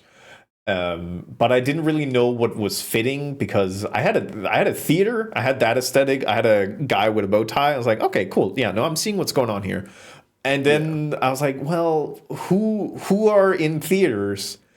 And there are many answers that are way more appropriate than rats, but I woke up a Saturday morning, I opened a blender, I went into a fugue state, and then 5 hours later I made the first version of the rat. I was like, no, wait, this actually rips. It's an abandoned theater. Of course, abandoned places has vermin. I was like, okay, now we're cooking. And then it's a building on a floating rock. That seems pretty weird. I love Eldritch Horror. What if I just implemented Eldritch Horror lore, and suddenly suddenly it's like, this is a weird little spot, and it's very much I need something to explain the situation I put myself in, and weird shit. Yeah, that is it. Like the concept of, and I literally had this revelation like as we've been talking today. This is a thought that has occurred to me within the last hour. Of like, because explaining to someone what a Vipo is like a little tricky sometimes, especially if they maybe don't know like game dev stuff. Yeah. But like the just like conceptually, like oh fuck yeah, get your get your groove on. but just like conceptually being able to say like take the concept of a VTuber, right? Of like, hey, you want to stream and you want to show yourself playing games or doing art or whatever. We made it so that you can make your persona kind of whatever you want it to be. And then but like extrapolating that thought of like, okay, now Vipo, take like your persona and the space that it's happening in and what's happening and all of that, and you can just make it whatever the hell you want. You're not limited to, you know, like taking the idea of like a webcam streamer of dare I say a flesh tuber. Yes. And just like, you know, for them, here's a camera and it's me. I'm the person here and I'm playing games in my room and whatever. And it's like, well, you can just, instead of that, I'm an octopus and I'm in this little aquarium and the aquarium has a castle in it with big rooms and I can go wherever, you know, like just whatever you want. Like take the space, take the traditional idea of a content creator and just put it wherever you want and make it whatever you want. And I think it's very cool. Vpos are neat. Vpos are neat. I mean, even to that extension, like melding the ideas and media together. Like I mentioned Beaks earlier, who brought in, he ended up bringing in the suggestion for small car, which I'm loving. The thing he is working on is having a humanoid-esque model with a TV screen, and the feed on the TV screen is his webcam. So still combining that idea, you can that rules. You can be a flesh tuber in a Vipo aesthetic. Yeah. It's like nothing is stopping you, and that's it's like, quickly aside, making a Vipo is fucking hard. You need to have so many skill sets, but it also brings in the total freedom of just doing literally whatever. Yeah. Well, it's so, because like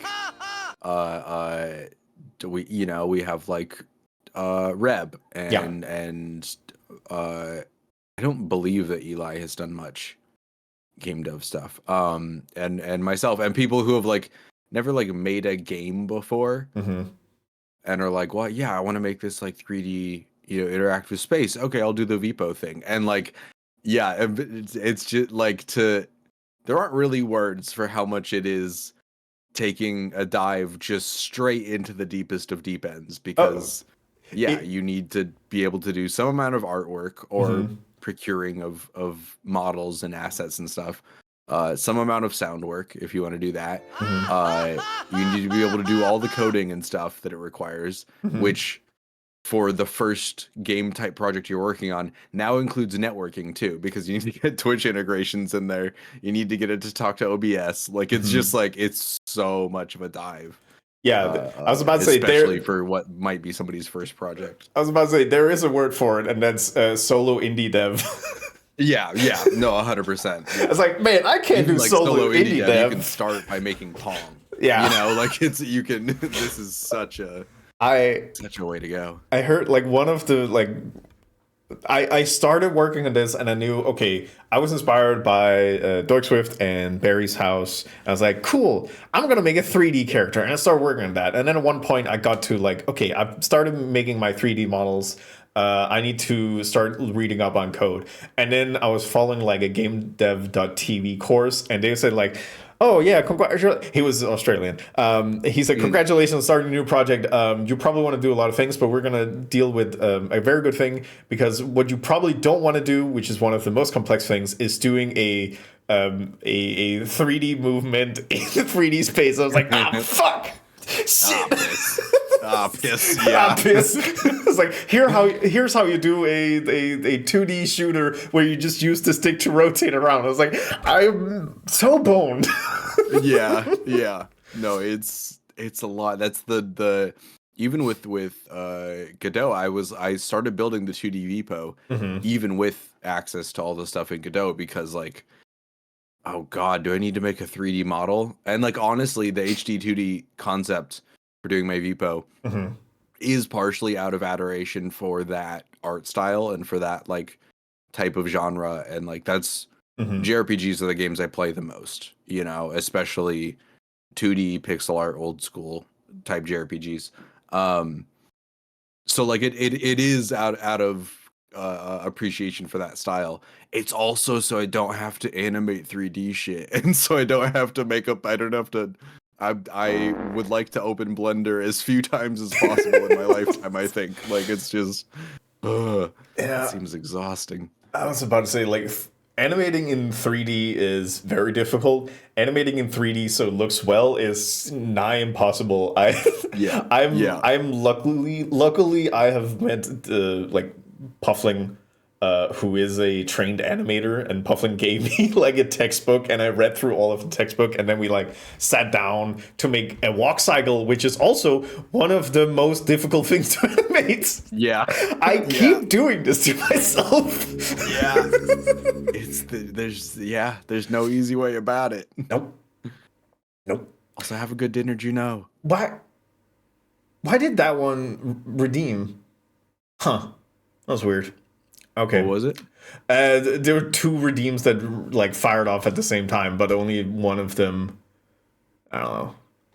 I was about to say Dark Vault was mentioning that it's not just solo indie dev, but also single use case user and troubleshooter. One of those is to my benefit because I'm definitely coding in a way where I know that I'm the only user, and I know that I can just look away on these specific things because no one's gonna fucking notice.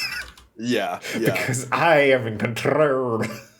It is it does like kind of bring to light to my like there's a lot of that I have no trouble brushing off, that I feel like sometimes excuse me, someone who's like maybe this is their first foray into like live performance, live arts in general too, might struggle with of like, oh, but this thing's not working properly. And I have now like a decade and a half of experience doing live music and live theater and AV for like big presentations and stuff.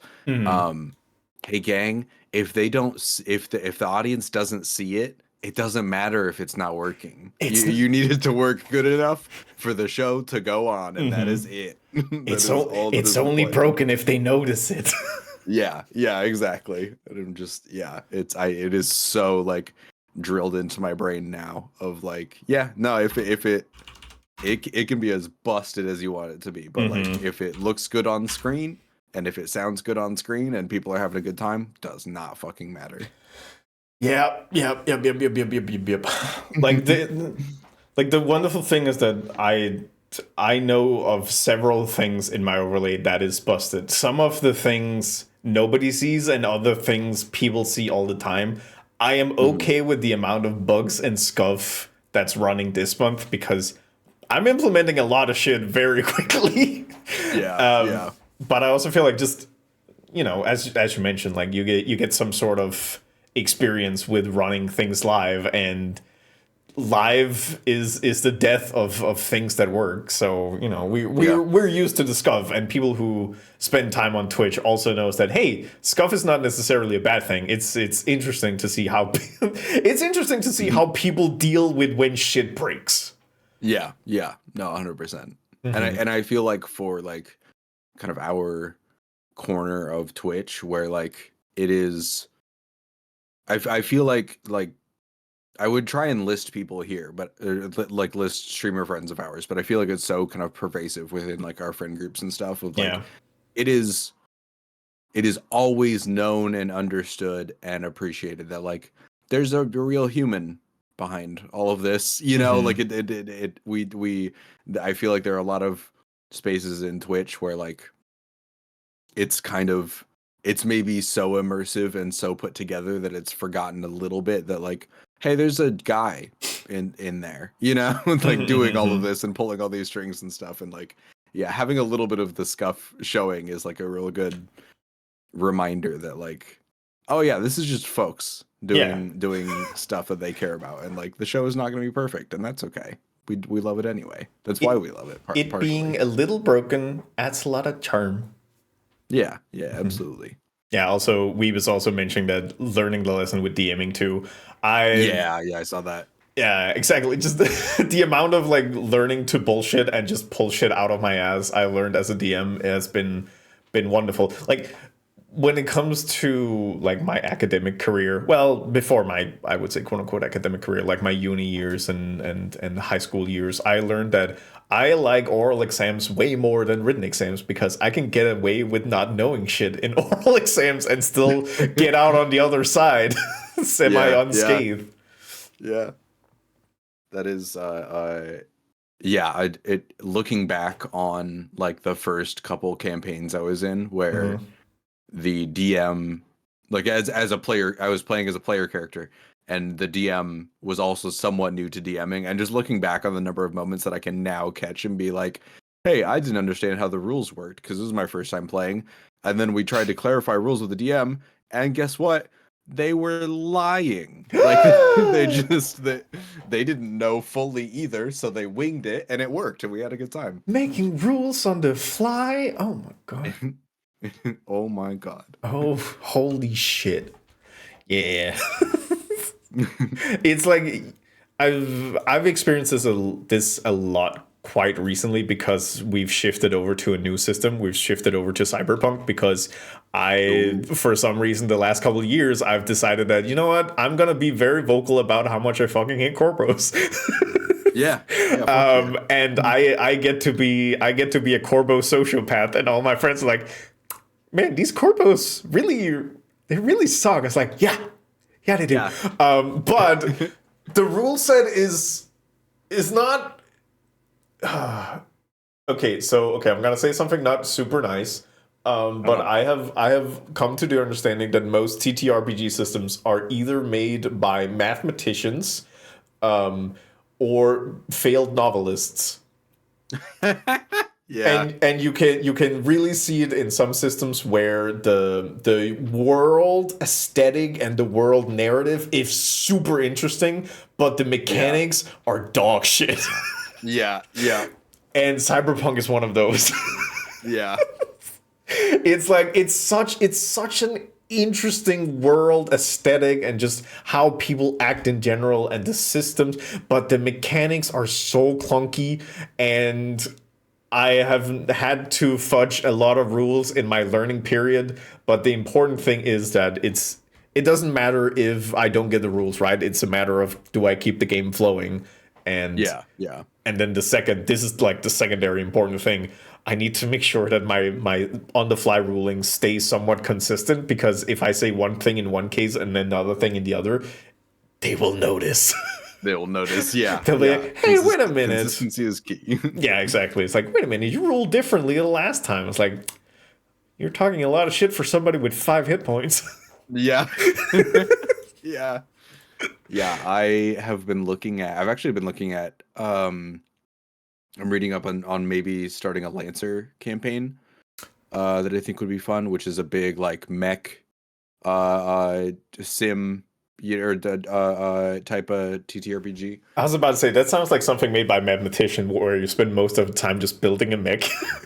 That's the thing, is I'm trying to, because I've had that same kind of thought of like, I feel like a lot of TTRPGs have either really good and really cool lore and world building, or really cool and fun and interesting mechanics, and usually not both. And so I'm just like tearing through this rule book of like, hey, this world, all of these drawings, all of this, the lore and stuff is fucking sick, and also these mechanics are just like spreadsheet central. So like, what gives? What is it bad? Is it boring?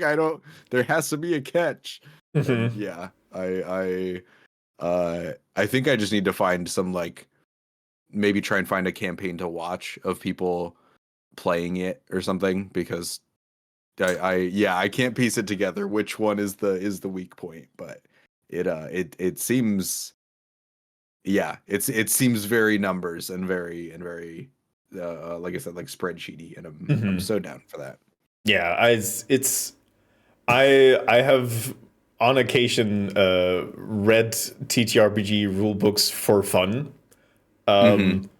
This one specifically that I'm talking about is the Call of Cthulhu 7th edition. I read that as like I've never run a single session of Call of Cthulhu, but I know the whole rule book. Yeah. Because that one also with Pathfinder for a little bit. Oh, that's another math one. I think the reason why I was really interested in it was because I was listening to some podcasts that was using the Call of Cthulhu system, and I just kept being like, you keep saying these roles and I keep forgetting them, so now I'm just gonna read it. And that's when I also learned that while a lot of these TTRPG systems, they either have a very strong mechanic sense or a very strong narrative sense, often they also have one unique system that just sets them apart. And Call of Cthulhu 7th edition has one chapter specifically, how do I run an interesting chase sequence? Because you will often be chased by something or someone or a creature. Yeah, so I have basically I have a note sheet, and this is how I do hunts. And that is completely stripped out of the idea from Call of Cthulhu. So if you're a DM, just read random rule books. You might always learn something. Yeah, no, truly. Mm-hmm. Want to run on my channel sometime? Ooh. There's a Discord with all of it. That's Hollow Knight TTRPG. Oh, Hell yeah. you can be a bug. Armor a stir, the layout of the book rules. Make up half of it. Hell yeah. I'm taking notes, chat. Taking so many notes. Taking notes. When you say that you're inspired, okay, actually, no. Let me show you one thing that's like I've been cooking on, but it kept breaking, and Dizzy and I were gonna work on it together when the Twitch Mata stuff has been like rolled out finally. Yeah. Sorry, just real quick. Do you have a? Is there an easy way to screen share what you're doing, just so I can see it like a little bit more in real time? Not to like we just talked about optimization, trying to get PC to do as few things as possible. Oh no, we also talked about Scuff. I completely forgot. Yeah, that's real. So this is a prefab. That is a chair. And this image here was supposed to mimic the effects of a Fugi. Okay. And essentially what I managed to get up and running was a bot in my Discord that basically jumps in when somebody joins a call, and then it starts grabbing the images from Fugi. And I also got the images sent to Unity, but the problem is that the code base that Fugi uses has been closed by Discord, and they're not accepting new users. So I can specifically not access a flag that is for like this person is speaking, so I can't get it to like actually be reactive. Yeah, it's just a still image. Yeah, so Dizzy says that it's possible. I'm like, I don't know, I spent like a month on it. Yeah. But I'm willing to listen, because otherwise we might start having to get into other things to get in there. But the idea of having somebody, because the thing I got it to work with was I joined in a VC call in my little test server, and it spawned in the chair with my image on. I was like, I'm so fucking close. I'm so fucking close. Yeah. Oh, Muldrum, don't get me started on browser source info, because god damn it, it's either expensive or buggy or both. Yeah. It's God, I wish it was that easy. And also the idea of like having like if there's multiple people joining in, having like 6 people, meaning 6 browser sources just feeding information in, that terrifies me a little bit. Yeah. A lot of overhead on that. Yeah. But yeah, so I think the one I was looking at was like it was a package that would in theory work, but it would also cost me $80 for using 5% of the features. I was like, you mean literally expensive? Yeah. I was like, there is no way in hell I'm paying for that. It's like there must be a different way. I assumed you meant just expensive in processing power. That's wild. I don't think it's that bad, depending on if we can translate it into a Boolean flag that just says speaking, no speaking. Yeah. Rather than the thing I'm fearing, which is, oh yeah, this is a data stream that constantly pushes into, oh right, okay, the thing is live, so this is a physics chair. It's like, maybe not, but I don't know. That's especially with Fugi being as like quick as it is to like if you switch your which like going into Fugi and switching which profile picture you're using, and yeah, that's yeah, so it would be some compromises, but just I think the idea of just having like a backstage area here, so like for example for what we are doing right now, which is just sitting chatting, I would have like a little couch where they could spawn on, and then I would sit in a chair, and then it would actually just be like a hang sesh at the backstage. Yeah, that sounds super cool. That's why I want it. I don't want it. I want it so bad. So when you say the Fugitech thing is closed off, yep. What is that? Like it's a closed API, or yes. Okay, gotcha. Yeah, it was open for a while, and then they got a couple of people in, and then at some point, I don't know why, they were like, yeah, no, we're not letting any more people in. It's like, come on. I even talked to Doig about it, and Doig was like, yeah, no, it closed a month before we asked about it. So it's like, you got shafted too. Cool. Yeah, that's so rough. Yeah, but if I get it working, it's gonna be predominantly Python scripting, which means that it's something that I know even less about, but yeah, it's the thing I've managed to punch through, and it would be a good thing to like deliver out to people, because I would assume it would be attractive for a lot of people to have that sort of accessibility. 100%. When you said that you were like inspired by HD 2D JRPGs, is there anyone in particular that's like this is the aesthetic I want to hit? So I think I'm like, it's funny because there are some things with like art style that I haven't really I've just like never really considered until I see you have a browser up, so I'm going to give you just an actual short answer, and then I'll keep talking. Yeah. Triangle strategy is a big one. That game rules and is fucking gorgeous. Mostly triangle strategy and Octopath Traveler.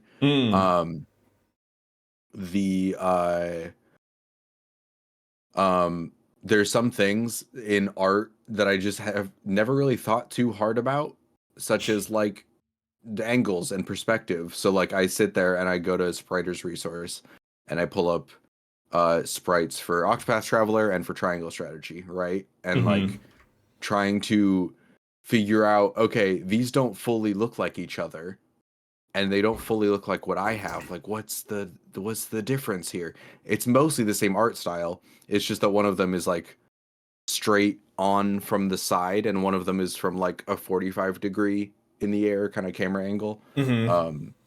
So like this one, like Triangle Strategy, is a little more top down, but no, I just the pixel art combined with like the really nice lighting effects and the cool, like the detailed but still kind of blocky and low res like environmental things and textures, and it's just like, this is a game to me. This is what a game is. I love this. I'm just gonna cold call that you played Sea of Stars, right? Oh yeah. Okay. 100% of that game, yeah. Otherwise, it's so fucking good. Otherwise, I was like, we need to stop stream right now, and you need to start playing Sea of Stars. I need to go. Yeah, I agree. I mean, honestly, we can just do that anyway. Fuck it. It's Sea of Stars stream now. I will say I haven't 100%ed it because I played it over a Christmas holiday break, and I was like, I got to the end of it, and I was like, cool. It feels something, and then I looked up and I was like, oh shit, I have to get all of these things to unlock this thing. I was like, I did. So I played it like 85% off stream. And then I got to the point where I wanted to collect all 60 of the rainbow conches. And and I was like, this is what's in my brain right now, and it's not coming out. So, all right, chat, here we go. I know you have no context for what this game is or what we're doing, but I'm gonna play this part on stream because it's just a collectathon, and I need to get all of these. And yeah, it was just this game completely took over my brain for like several months. Again, I did this over Christmas holiday, which meant that I absolutely just devoured this in a week. Hell yeah! I was like, but yeah, no, it's a thing I've been trying to like learn about myself. I sometimes need games that are just for me, and for example, Christmas holiday is a perfect time for me because I'm usually away from my PC for a while, which means that I often have access to my Switch. So the last couple of years, I've had a Switch game during Christmas holiday that's just like, this is just for me. I'm going to spend time on it, and I'm not going to stream it, and it's just for me, and I'm going to have an enjoyment of the time. And so far, I've been hitting pretty. I've been eating pretty well. It's been Sea of Stars, River City Girls. If you ever played that, it's a wonderful beat 'em up. River City Girls. So fun, yeah. I haven't played the second one, but I really want to. Yeah, same. And this time, this year, I have gotten a little ahead of myself. I got Cadence of Hyrule. It's also very good. I have maybe already defeated the first two bosses because hell yeah. I played a lot of Crypt of the Necrodancer, so getting into Cadence of Hyrule, it's an easier game. So I'm like kind of blasting through it, but I'm really enjoying it, which I kind of knew I would. So I need to figure out. I might eat up the game too quick, and then I might need a different game. But yeah. Yeah, I feel that. Yeah, Sea of Stars is really good. I'm playing through Chained Echoes right now, which is another kind of homage to older JRPGs like that. And this game also slaps. It's definitely like it's got I haven't even seen this website. Okay, the website might give away a little bit as far as like it's made by some very passionate people who maybe like there are some holes in it for sure. Like it is not a perfect game by any stretch at all. But it's oozing the right vibes, and so it's just like and the combat fucks. It's so much fun. That little like, do you want to go to that screenshot on the mech combat on the left there? Okay, I was about to say not specifically the airship, but the world map in the background is just firing off all my like Golden Sun by like radar. Yep. Yeah, it's so cool. So this it's like traditional turn-based combat with like single turns. You don't queue up all of your turns. But that meter at the top is it looks a little bit different when you're not in the mechs and functions a little bit different. But basically, so up at the top there. So like when you're in, you're gonna explain it, and I'm gonna start yelling about Grandia, and like as soon as you're done. yeah. But yeah, it's you basically want to keep it in the green there, and certain types of moves will move it further to the right, and certain types of moves will move it further to the left. And like as long as you're in the green, you take slightly less damage. Your moves cost slightly fewer like mana points or whatever. But as soon as you hit the red, it's bad news. Like your moves cost twice as much, and you take double damage, and it's real cool. Interesting. It's really, and like narratively, it's very much the type of thing that I enjoy. And this is part of what I like about this is Chained Echoes, Multrum.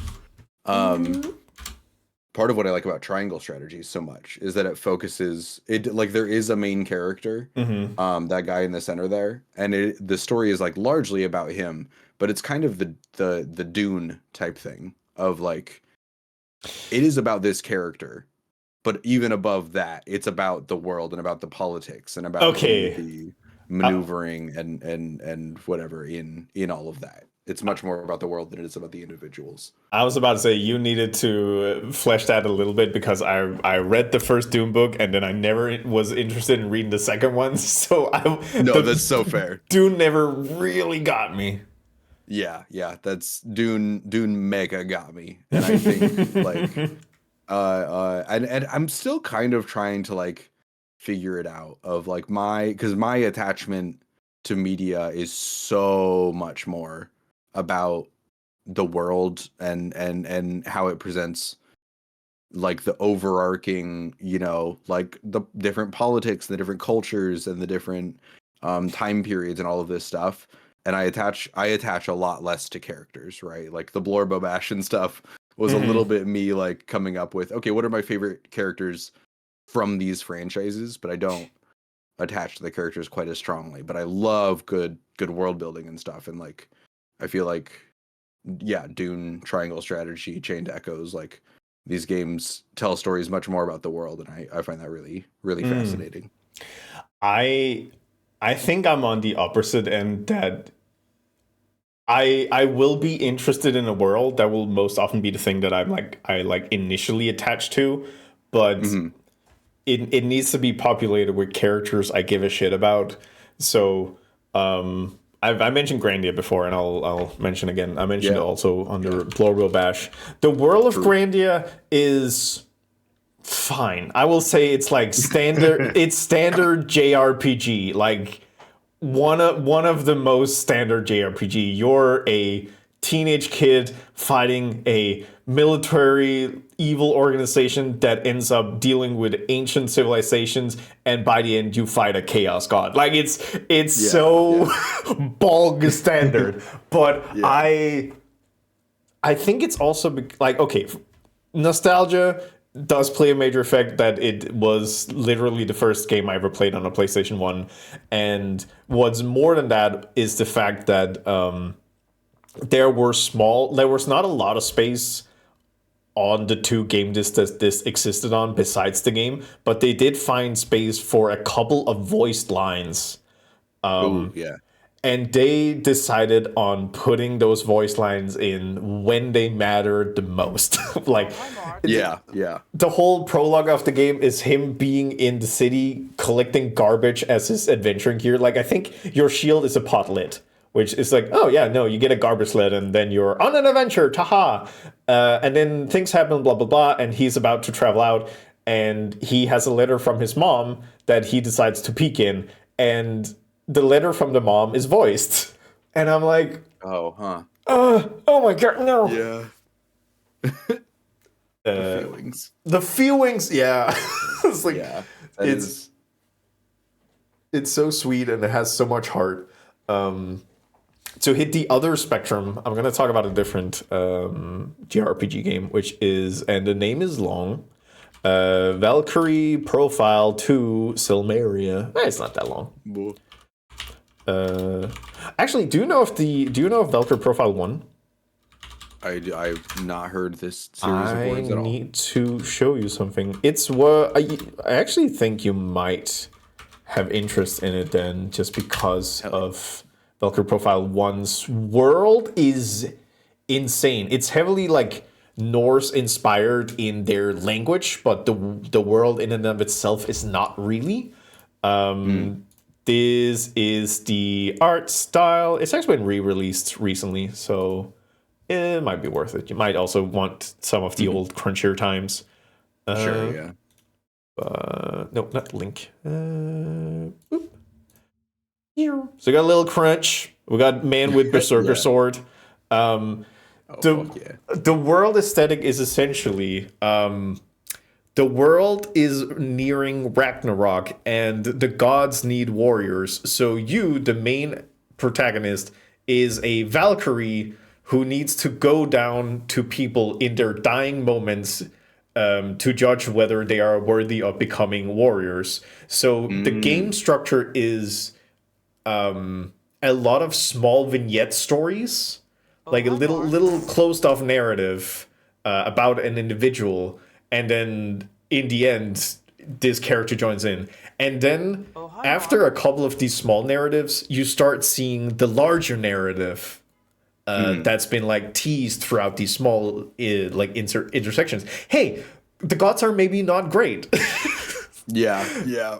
And there's and there's like multiple endings, and some of them are like, this is the bad ending where you're the god's little lapdog and you do whatever they say. And then there's also you go full rebel, and it's like it's a very interesting story that has a lot of like expanding narratives. So the world is super interesting, and the like how they present the story of this world via all these characters is also something that I found extremely endearing. The reason I'm talking about it is because of the second game. Because my attachment is definitely to the second game. I did also stream it because I was like, I need to tell people about this weird ass game because also hi Leaf, because these Valkyries, they don't just appear on the world in their form. They essentially take they take the form of somebody else. So the Valkyrie that was sent in this game overtook the body of the princess. So basically, the king lost his daughter, and then he decided, I'm going to fight the gods. So you just end up in this scenario where you're welcomed into a world where humans are fighting gods. And everybody's pissed. Oh boy. And I'm not going to spoil too much, but one of my favorite characters... Not good people. He's a dirtbag, but he exists in this game, and I'm actually a little mad that I didn't add him in my Blorbo list. But he's like the kind of Blorbo that I want to push downstairs. He's voiced by Liam O'Brien from Critical Role. So sometimes whenever I hear Liam, I'm like, I want to fucking punch him. Get him. But yeah, I'll say like you might want to look up Valkyrie profile. It is. I literally have a notes document open of stuff that people have recommended today. Mm-hmm. It's good shit. Like, and if you end up playing Valkyrie profile, a lot of the characters reappear in the next game. Even though it's set like 500 years earlier, the storyline of Valkyrie profile is fucking whack. Amazing. And everything is absolutely busted, and there's plot lines that carry over. The fun thing is oh god, there he is. There's that shitbag. The individual that is absolutely despisable is this fucker. Oh, you can tell just by looking at him. Oh yeah. And if you play the first game, you learn that he is a absolute shitbag. In the second game, he joins your party fairly early on, and there is no like real mention of it. So if you have played the first game, you're like, oh, this bitch. But if you're me, who never played the first game, you're like, oh, he's a little weird. Oh yeah, that's quirky. Yeah, and then it pops off in the end. I really like this series for what they've done narratively, and they have a bunch of interesting characters, and I really like it. Hell yeah. He looks like an instant blorbo for me. Help. Oh, Ale, no. Uh-oh. I know you have problematic things, but not this one. It can't be this one. I actually think, let me see, did I save this? No, okay, I did kind of compress it. I did spend 45. Actually, yeah, the VOD is still on YouTube. I spent 45 minutes talking to somebody about the plot lines of Valkyrie Profile 1 before I started to play Valkyrie Profile 2 to kind of give people a chance to get the context of the game. And and most of the story of Valkyrie Profile 1 about why it's interesting for Valkyrie Profile 2 is because of this fucker. Hell yeah. And oh god, I got super excited about this franchise because a couple of years back they just shadow announced a new Valkyrie Profile game. Oh shit. It was okay. Oh no. Yeah, it was fun, but it didn't really hit me that hard. But I think I read afterwards that there have been some budget costs, and it was visible. And then at some point, it's like, okay, fine. Listen, the combat was very fun, so I'm not gonna be mad about it. Yeah. That's the Octopath Traveler for me was very like, man, this. I think I'm just gonna slog through this story that I don't give a shit about because this combat rules. It's like, God, story sucks, but the gameplay is so fucking fun. Yeah, that's listen. I mean, I've played every Halo game front to back. Like, you know, I'm used to I'm used to a narrative slog for some good gameplay. Yeah, I think recently we and a couple of friends, we were playing Neon White. Neon White gameplay is like super interesting because it really incentivizes that sort of like speedrunning mentality. Yeah. Every single character sucks so fucking much, and it's like, God, I don't care. I negative care. I did the thing I never do, which is I found the fast forward button for all cutscenes, and I just like scoop. Yep. Just like not even gonna acknowledge it. Yeah. And so when you say all the characters suck, do you mean like as in they are bad people or bad characters? Both. Like boring, not interesting. Gotcha. It's like big mall goth, but also cringe and not interesting. Yeah. And also they were not weeb affectionate, they were weeb derogatory. Like the like Oh yeah. Yeah. But then I played I Am Your Beast, and that was the gameplay feel I got from Neon White, and all the characters rips ass and they're so fucking good. I Am Your Beast. Yes. I'm Your Beast is also from what has quickly become some of my favorite dev teams, because they also made El Paso Elsewhere and a bunch of... yes. What does slog mean? Something that is like really, really slow to walk through, and it's not fun in any way. Yeah, slow and not fun to get through. Yeah, it's like Knees to Usain, but you have to get to the other side. So also the dev team behind those games, Strange Scaffold, is apparently, and this is the thing that I'm very interested about, because so far they've made all their like original IPs. They are making a Ninja Turtles game. Ooh. And they were allowed to essentially start the story off with the starting point is that Shredder and Splitter are dead, and the Turtles need to deal with this. Shit. And I'm like, oh, that's very interesting that they start from that point. It's like, how does these four characters react to these two events? Because if they only killed off Splitter, they would of course go after Shredder, but what if they both died in the same conflict? Where do they take their anger and sadness? And I'm like, huh. And Al is also pointing out one of the big reasons why I love Strange Scaffold is because of the musician RJ Lake, who's made... I'm just gonna say basically all the soundtrack and sound design for the game. And holy shit, I need to get into contact with RJ Lake, because I need to know what are his inspirations for his music, because it's very unique. Interesting. Mm-hmm. Let's check it out. Yes. I am gonna step away for just a minute. I have to piss so bad. Oh my hell god. But I will be back momentarily. Go piss. Chat, take care of Renee. Yeah. Hi chat. I'm gonna play some Mario Galaxy 2 music again. Hey, I just realized we're not really deving. We're just chatting. But I'm enjoying it. I hope you're enjoying it too.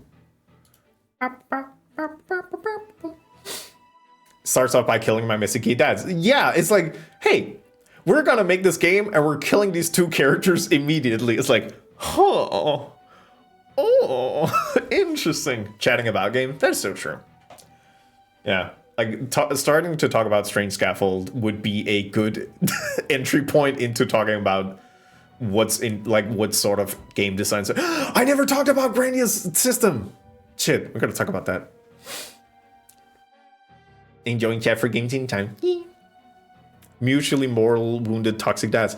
I don't know if they are killed in the same event, but I would think it makes sense that they basically both die, and then the turtles are just like, well, what the fuck do we do now? Talk about when ghosts come back. Yeah. I'll see if I can find like a picture of it. Grandia battle system. I mean, there's one there. Early 3D, my beloved. Oh god, yeah. Whoop. Yes, I forgot to talk about Grandia. Well, the thing I wanted to talk about Grandia, because you were talking about, well, you were mentioning, yeah, this battle system. Yeah, yeah. It's actually why I also started talking about Valkyrie Profile, because I realized a couple of years back that the thing I really enjoy in some of these TTRPGs, and the ones that I like really gravitate towards, is when they have some sort of weird battle system. Yeah. Like if to return back, like to Sea of Stars, there's like a timing mechanic to get some extra damage, and it's a pretty forgiving one, so you're incentivized to do it all the time, and it feels nice. Yeah. Robin's told me about Vampire Survivors on the phone, and it's ruined my life. If you have Vampire Survivors on your phone and Balatro, you're fucked. You're so boned. I had to delete Vampire Survivors from my phone because it genuinely was just like taking over my life. I was like, nope, I can't. Yeah, I also had a period of like just inhaling crack cocaine, which is what I call playing Vampire Survivors. I have it on my desktop, so I never caved in and got it on my phone, but I'm afraid to. Yeah. Let's see. We can turn this back down. Boop. So Grandia has one of my favorite ways of dealing with initiative, which sounds weird, but essentially you have this little bar down here, which is why I got activated by the dimension of just a bar in an RPG game, monk, neuron activated. So essentially the way that it works is that it has like 3 sections. There's the weight part here, where people are just like progressing based on their speed stat, so that of course makes sense. And then it gets into the command zone here. When you reach this bar, that's where you pick your move, so essentially your spell. And then there is a basic attack, which is usually like 1 or 2 slams. And then there is a critical attack, which will deal critical damage, but it will only hit once. So that and normal attack, they don't really differ that much, like damage-wise. But after you pick your action, you progress along the act bar. And when you get to this part, that's when you actually do the action. If you hit someone while they're in this act zone with a critical attack, they get shoved to the back of the initiative tracker, so you can juggle enemies. Hell yeah.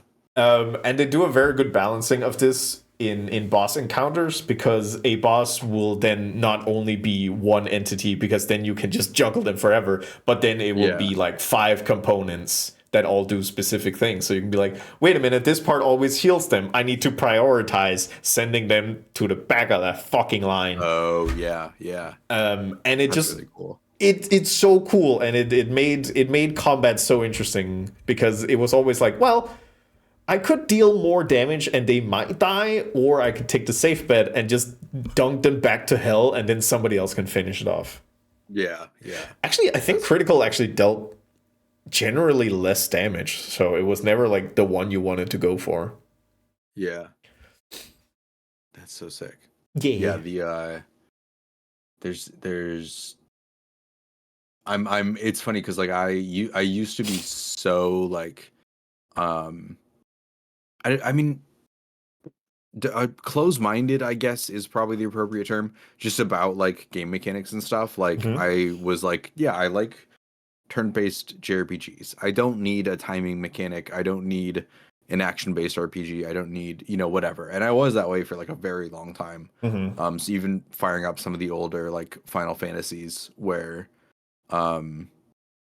Yeah, where there is like a timing mechanic and a charge up thing, and you gotta kind of sequence your moves that way. I was like very turned off by, and I've been trying to lean into it a lot more and explore more things because I think there's a lot of interesting stuff that I can open my brain to. So I feel like that's why I'm going so hard on trying to get like Ni no Kuni done on stream and stuff, is because like, okay, I'm not super familiar with action RPGs and their mechanics, but like this one is still sort of not like fully turn-based, but like you choose an action for your character to do, and then when it's done doing it, you can choose another one, which I feel like is fun as opposed to like a Tales game where it's a lot more like input influenced, you know. But yeah, I'm excited to check some of these, specifically Grandia and oh god, Valkyrie the one Profile. that Cat. Oh, Cat. Legends of Legaia. Yes, thank you. Hey, I'm Reb. very excited to check Reb, both of those out. I played the shit out of Ni no Kuni already. Like Renee did message me while we were planning this and be like, "Hey, you're playing Ni no Kuni, by the way, right? When do you play? I want to watch." I got it because of the Ghibli aesthetics. Well, I mean, it's from people who were also on the Studio Ghibli team. So it's just strong, cute design. Opinions on Drippy, perfect voice casting. He's a little scamp, and I love him. I've actually played Ni no Kuni twice. One, I was aggressively like trying to. The first time I was just playing it to like experience it, and then I got to a certain point. I was like, "Holy shit!" I don't know how much you know about the game, so I'm just gonna be very vague about it. We're not super far in. Okay, in that case, you're not at the point where I was like freaking out about it. Then the second playthrough, I decided I wanted to listen with the Japanese voice casting, and Drippy is still amazing in the Japanese VA. Fuck yeah. Every now and then I remember Pokemon is a turn-based JRPG and it fucks me up. Yeah, it sure is. Yeah, no, I really enjoyed Ni no Kuni. I've gotten to the age now where I'm okay with just like cold cut dropping games if they don't really like hit the snuff. I think when I was younger, I was like, I get like maybe 2 games a year, and I gotta play these because I don't have that much cash to just run around, buy games and then drop them. I think Ni no Kuni 2 was one of the last games where I'm like, I bought this, I'm gonna play it all the way through. The last 10% I'm not super enjoying. Sure, yeah. But if you ever get to play Ni no Kuni 2, the beginning is goes so fucking hard, and that's speaking of Ni no Kuni 1, which if people know how Ni no Kuni 1 starts, oh boy. Yeah, it's a lot, huh? It grabs me. It does that for sure. But yeah, no, I love Drippy. I also love. I don't know what you called your little guy. I think I did call him something stupid. Yeah, we named. I named mine Pistifer. So far, we have Pistifer for that guy. The lemur we named Zabu. And then, oh god, somebody help me out. What's the third one you get? Oh, piss. I might have to open up my save. Quickly booting up. We're doing. Oh, it's it's the little bird friend, and people. Okay, so Renee, you've played a lot of JRPGs. You can back me up on this. The themes of darkness and of the power of one's heart and all of this stuff is not exclusive to Kingdom Hearts. No. They were not the first ones to do it, nor will they be the last. And it's a very good bit in my chat of as we play Ni no Kuni, Splasha, Dupe, and Cat at every corner are just like, wait a minute, this is Kingdom Hearts. So I did, when we got the little bird that your mouse is over right now, I did name him Sora so that we could just move on and be done with it. I love Swain. He's such a dumbass. Sora? Boy. Sora. Oh, that's good, Ale. I didn't do that. I didn't do like Sora, like a bird, but I should have. Story wise, remind me where you are. You didn't mention wait, Yeah, did you meet Esther? Esther just joined the party, yeah. Okay, so there's you haven't met Swain yet. We have not met Swain. Oh, Swain, my little bastard man. Yeah. So I had a revelation while we were talking about all this. In that I think part of why part of my interest in making a Vipo is driven by the same type of thing that we were talking about that I do and don't enjoy with like narratives of like, okay, yeah, I'm a streamer and I'm streaming and I'm playing this game, but a Vipo is an interesting place to basically get to say like, yeah, this is what I'm doing and this is my avatar, but that's not nearly as interesting as this world that I built. You know, it's the same kind of thing where I'm like, yeah, the characters are cool and when characters are well written, it definitely brings me into a story more, but I'm so much more interested in the world. And with Vipo, I can be like, oh yeah, like this is me and this is my stuff going on. But like, look at all this stuff over here, and like, let's walk over here and look at this thing that I made, and let's look at this. Let's think about the implications of what that means for the world that I've crafted, which I find infinitely more interesting than me playing Kirby or whatever the fuck. You know? It's an opportunity to craft something much larger than myself and be like, hey, look at this instead of me. Yeah. I mean, that's like the honesty is that I like there's a million ways to stream, and I decided that I want to be very centric about the entertainment and the performing of it.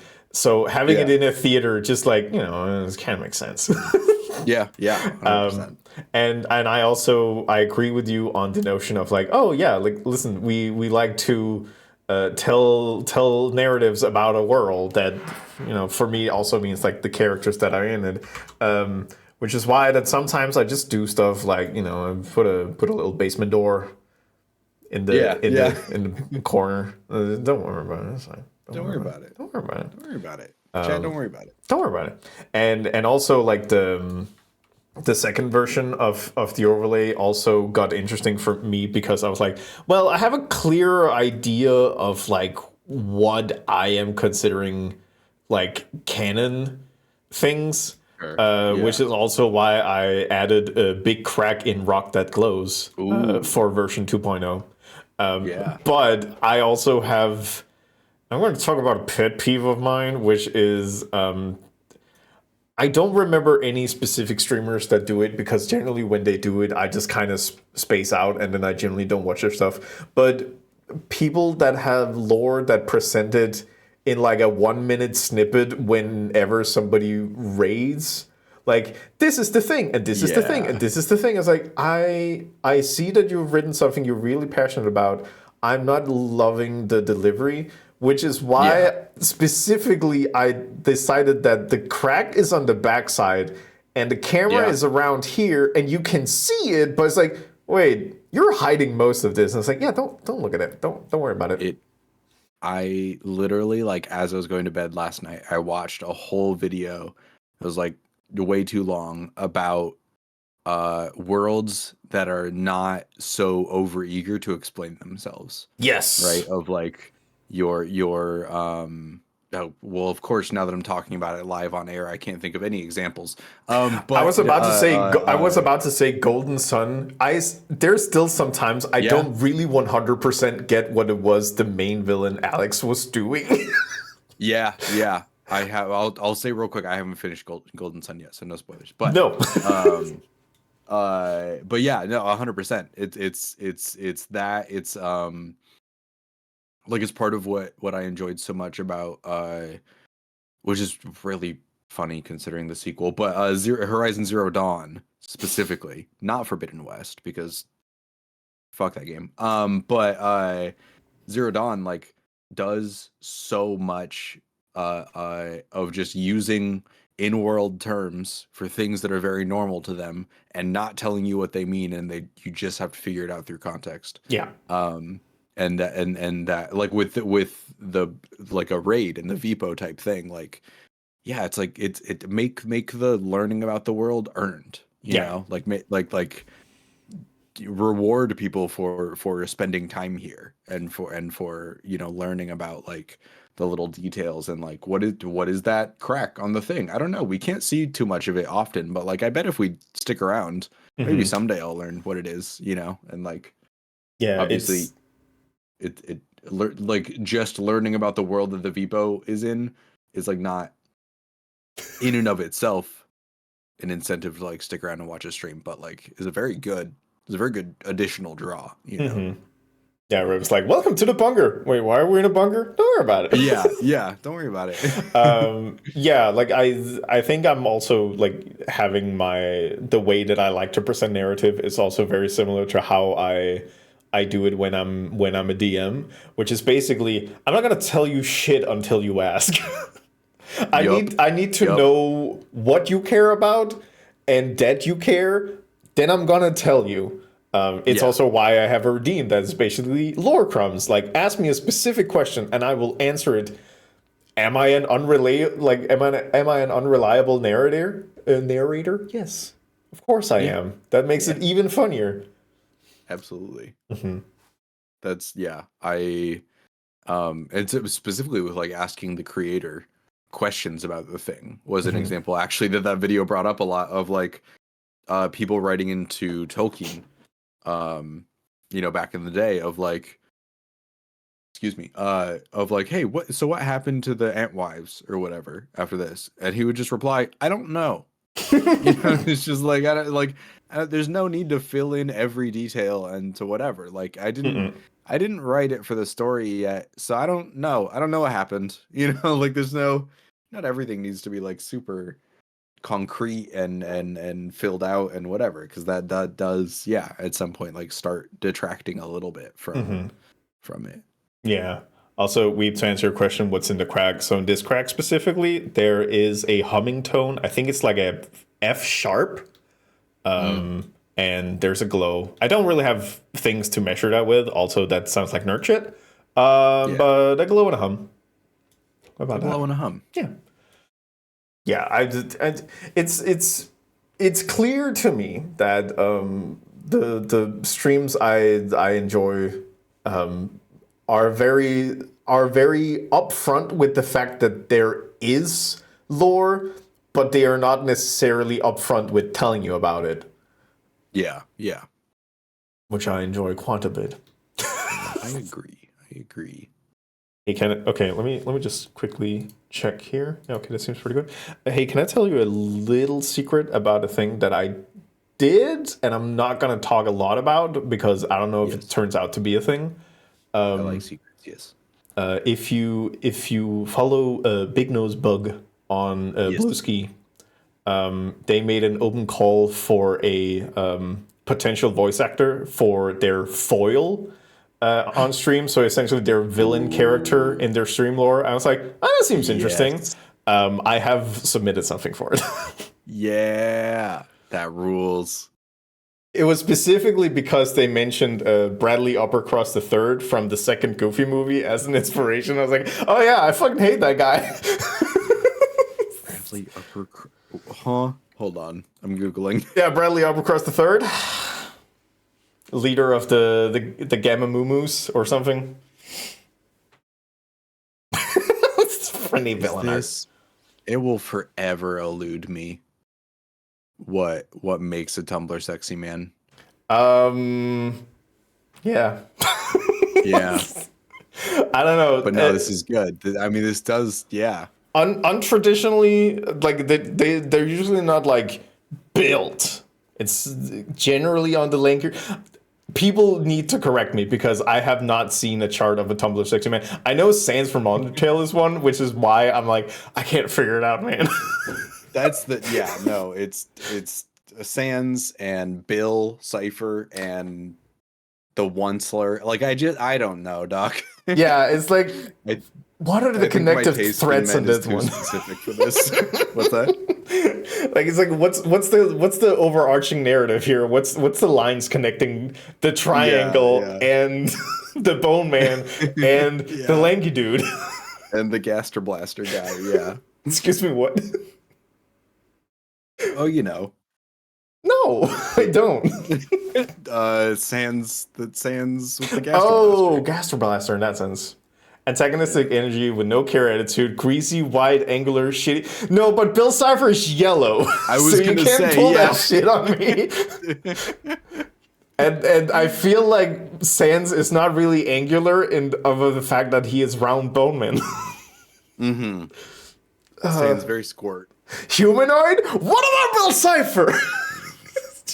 You can't No, tell we me. did say humanoid not required. Okay, not required. Okay, sorry, I got excited. They drew him him as as a man human, but you can do that to anything. I could take my water bottle right now and draw him as a white man human. Is my water bottle a Tumblr sexy man? Holy shit, water bottle Tumblr sexy man, let's fucking go. I'm on it. This is my next big branding opportunity, I think. Bottle. Weeb is on board. Drink water. Yeah. Drink So water. true. Dink I will water. actually. Dink. Dink water. It's called a gajinka. Oh god. Okay, now I have to Google that term. Doing shit out of him. Listen, it was. It seems like I don't know. I'm okay. Listen, I'm okay with not knowing everything, and sometimes I'm okay with just accepting realities. And the Tumblr sexy man is like, that's a reality, and I'm accepting that it's here. I don't need to engage with it. Yeah, this is fair. Mm-hmm. Did you? Okay, so Sorry, I need you to read what we just wrote. make a water bottle into a shitty anime twink. Weeb, I'm on it. I'm working. I'm on it. It's the Fen emote. Your character here, but your character is a water bottle.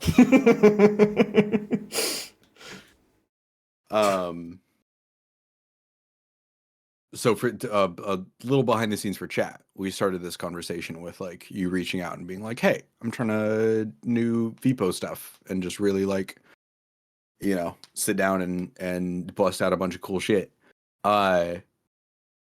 Is there any, just because I know, like, I don't know what time you normally end stream, I can't remember, but if time becomes an issue, is there anything your VPO development wise that you want to talk shop on, or anything like that? The thing is, I'm really enjoying having a stream where I'm not really developing stuff. Fuck yeah. Yeah, no, absolutely. Absolutely. And just kind of I was about to say, like, I feel like there's still some value in talking about the games we love and why we love them, and the sort of like game design ideas we start getting more aware of.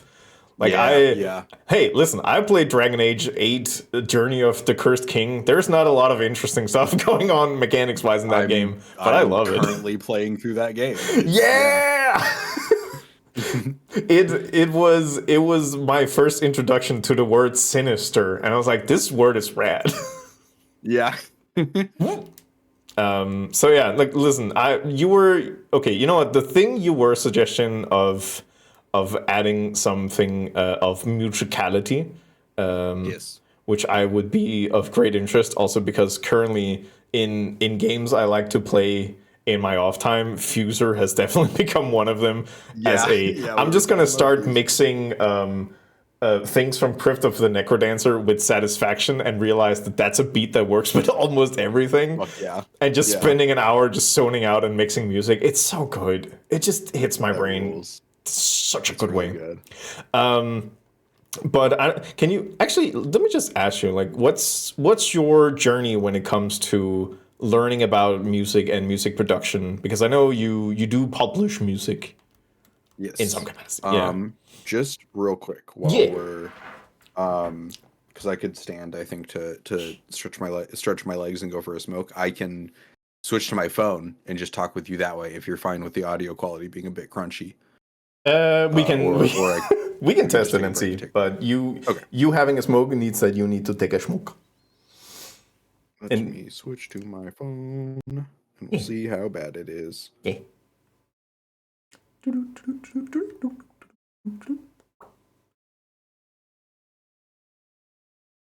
Okay.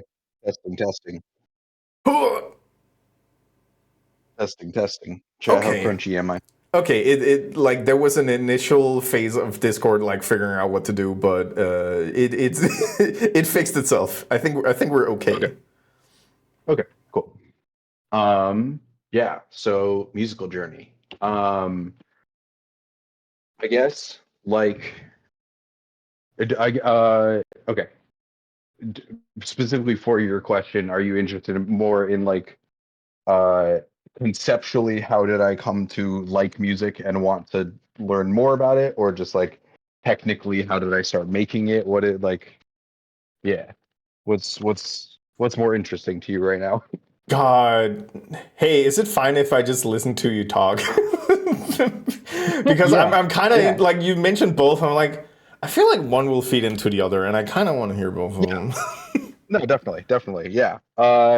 No, so I've always been like the parents have commented on like since I was a little kid, any like toy instrument that family members would get me, any CD or cassette that someone gave me, like it was just on loop, listening to it all the time. Uh yeah, it's sorry, I had a big yawn there. Eek. And it was really cool from like early on. Like there's not really a member in my family that has any sort of in passing or passive or active interest in music that much. Mhm. Save my uncle, who is my uncle my mom's side, and he's adopted, so we're not even blood related, but he is also just very music focused all the time, and like he doesn't do it as a career or anything, but he's always volunteering in like orchestras and stuff. He's playing with whatever buddies he can gather around to just jam. So I always had him kind of just like in the corner there, showing that like yeah, whether it's a career or a hobby, like you can make music part of your life consistently, Mhm. which was super important for me.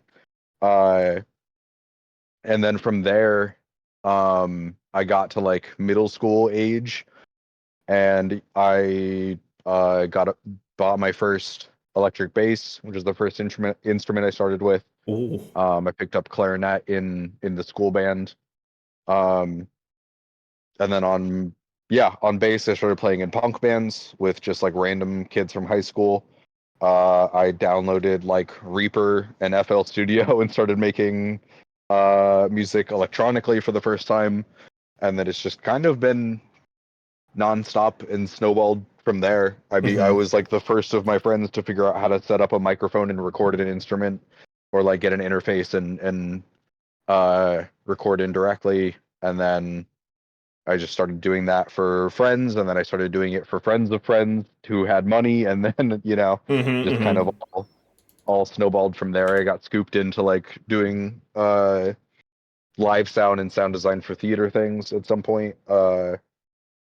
But yeah, it's just always been that's always been the thing. Like regardless of what I'm doing work wise, what I have going on with the rest of my life, like music is kind of always there as like a background thing that I'm doing and thinking about and excited about. And Mm. yeah. Hell yeah. Uh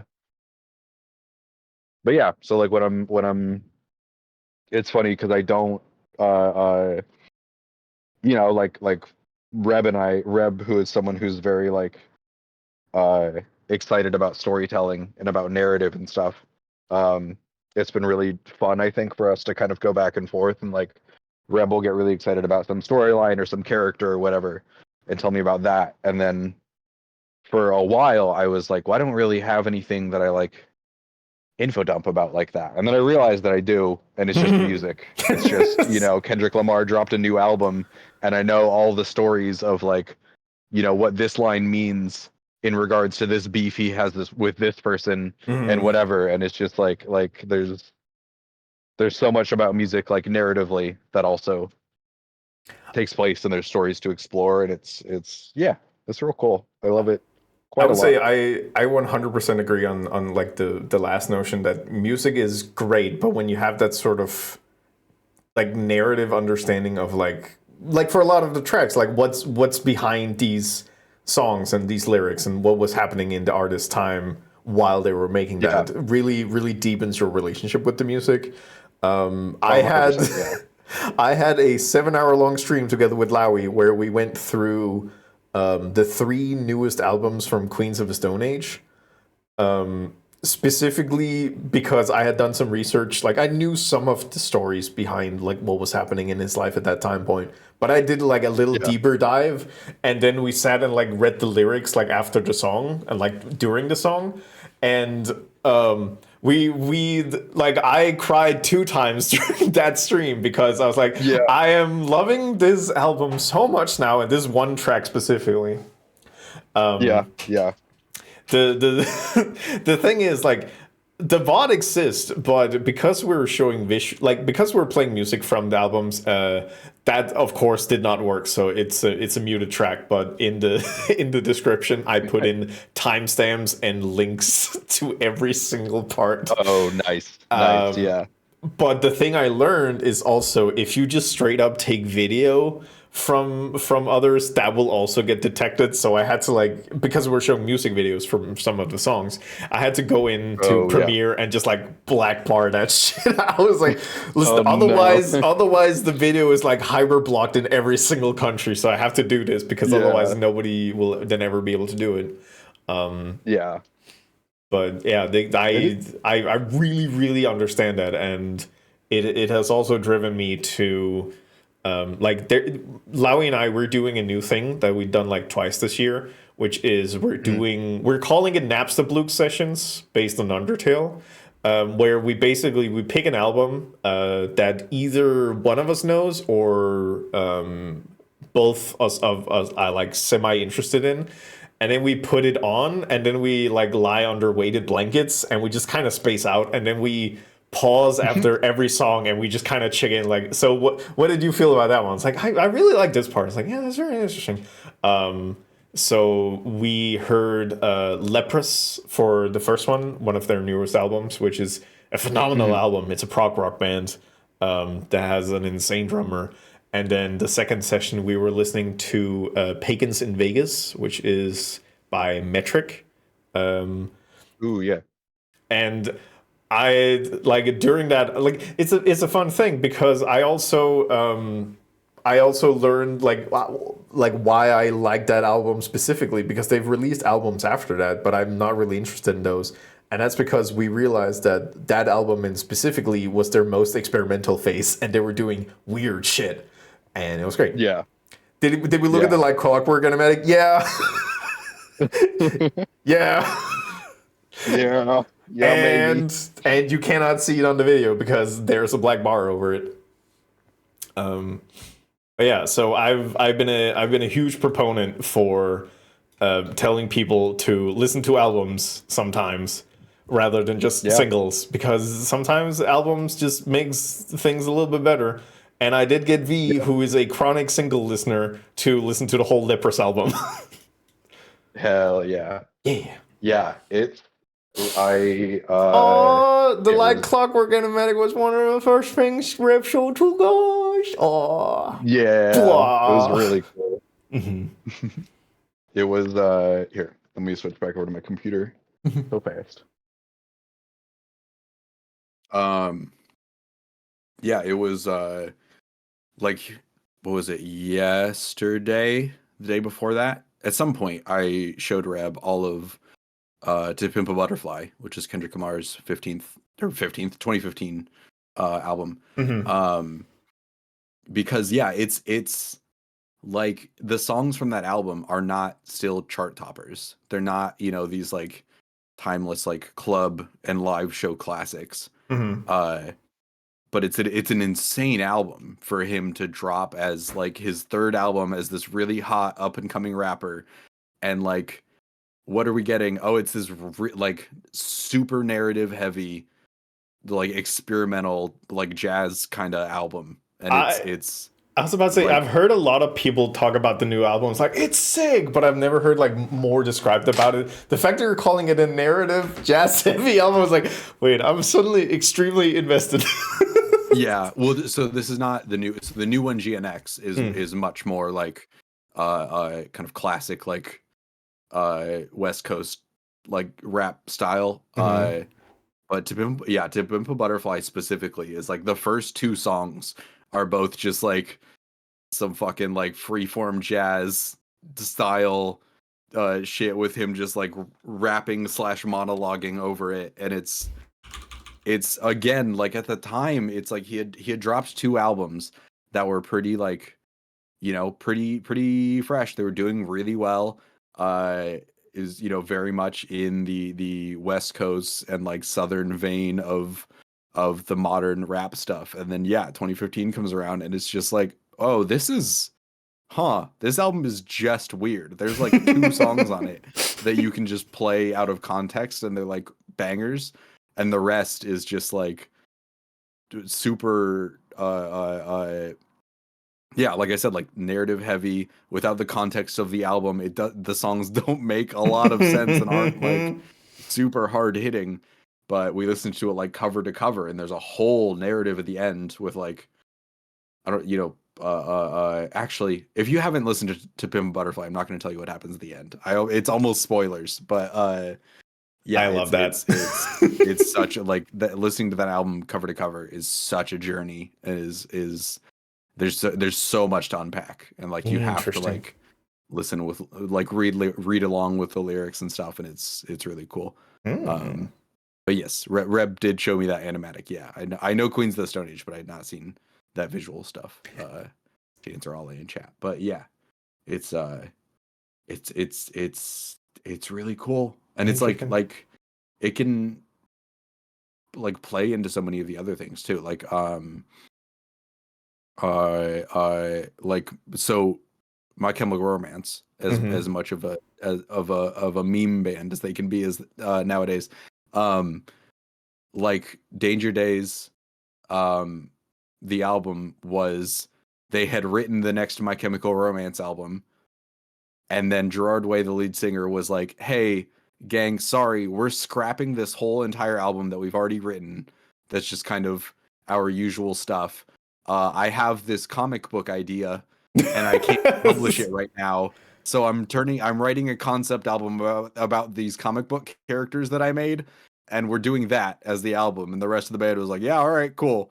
And so Danger Days is a concept album, is a story about these comic book characters. And then 10 years later or whatever, we get to read all the comics, and it's like, this is way cool. It's a world building thing. It's that now all of these characters that are in the music videos and in the promo art and whatever, like now just like have all these, there's so much more to it, you want to dig in and learn more about, okay, why do they wear all these masks, who are they fighting, like all this stuff. It's very cool. I like the idea of starting the marketing campaign for your comic 10 years in advance. Yeah no, it was really wild. It was like you got to well, and like, so they wrote that album that told that story about those characters, and then a while later was like, oh, I have time and an opportunity to write comics now,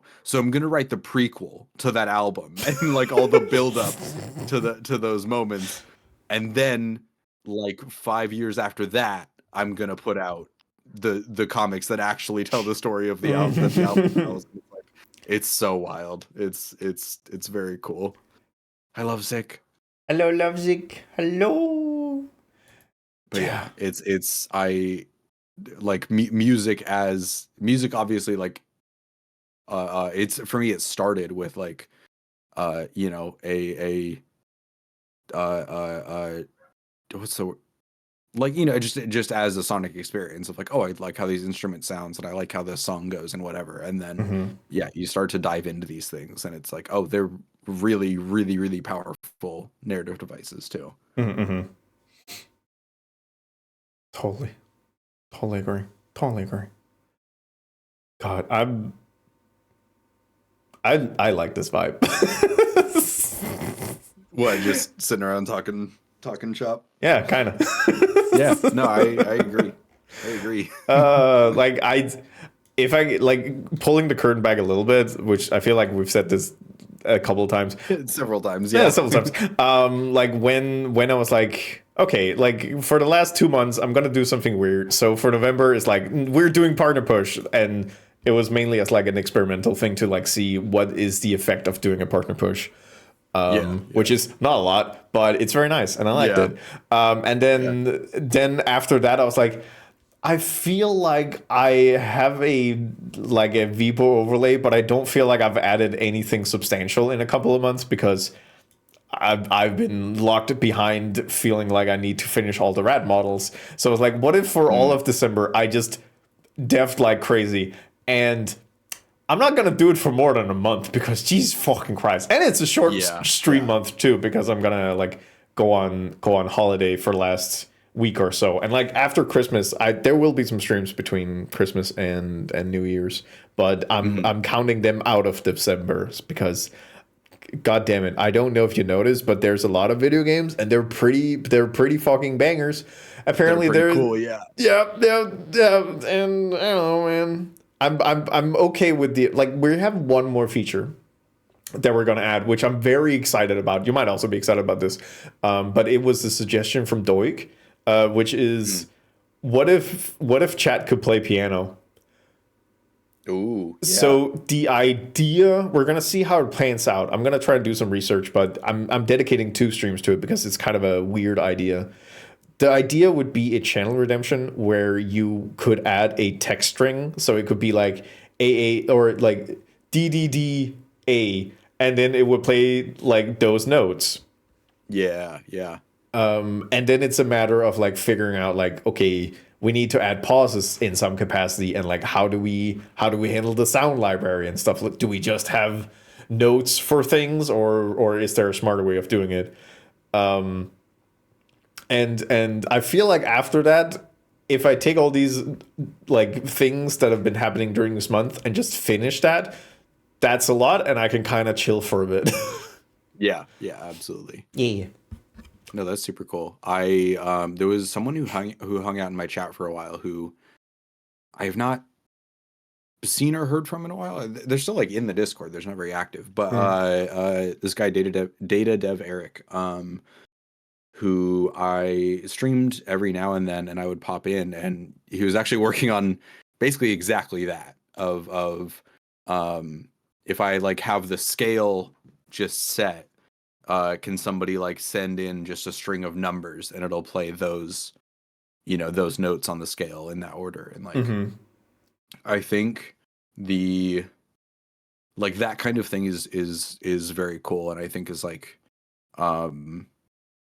is very neat. I've also seen like I don't think I've seen anybody like really do it, but it's kind of been like an interesting thought experiment of having chat being able to just like add and remove elements of like there's a song that is playing, like the notes are determined, the song is already written, but as maybe more chatters appear or more chatters do a command or whatever, it it adds strings and or adds whatever, and kind of builds an intensity, and then as other things happen it can subtract from that and have like the a pre-written song but have the kind of the energy of it and the size of it be dynamic, which I've always thought would be very cool.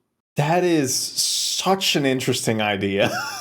Yeah. It kind of brings into, I'm going to talk about 2 music things now. So in when it comes to Fuser, I've been reading up the modding tutorials to kind of understand like how does the game perceive a song, and Sure, yeah. it is a matter of like separating things out, and it usually goes into 4 tracks, which is generally like vocal, lead guitar, lead bass, and percussions. Yeah. And that also brings into one of the reasons why I have grown very attached to the Final Fantasy VII Remake games, which is the OST, but specifically also how they handle music in and out of combat. Because for most tracks, there is a overworld version and then there's a combat version, and they blend extremely seamlessly. So having the idea of having like that sort of track and then just coupling it to some sort of metric would be very interesting. So I seem to remember that Space Pirate Fenrir has a redeem. I think he turns it on sometimes. I don't know how much you've been using it, but essentially it's equivalent to like the Dragon Ball Z, give me your energy. So I need your Fenergy. So every time people redeem it, it kind of like goes on a bar that goes up. So having the idea of having a bar that you can add into, but there is like a continual like degradation. So it keeps like taking away points. So it's a matter of like punching with channel points, and then having a track that kind of follows that. So if you want the full on banger, you would need to like, chat seems active. Have you considered clipping? Yeah. God, hey, you were suggesting that if I wanted to, we could talk about having some music for the overlay. If I do a little bit of research of like how those sort of things are constructed, like those sort of like progress, or I don't know if you would know on a technical level, like what would it take to have that sort of progressive music that adds in and evolves in intensity, but in a way that you can kind of turn things on and off.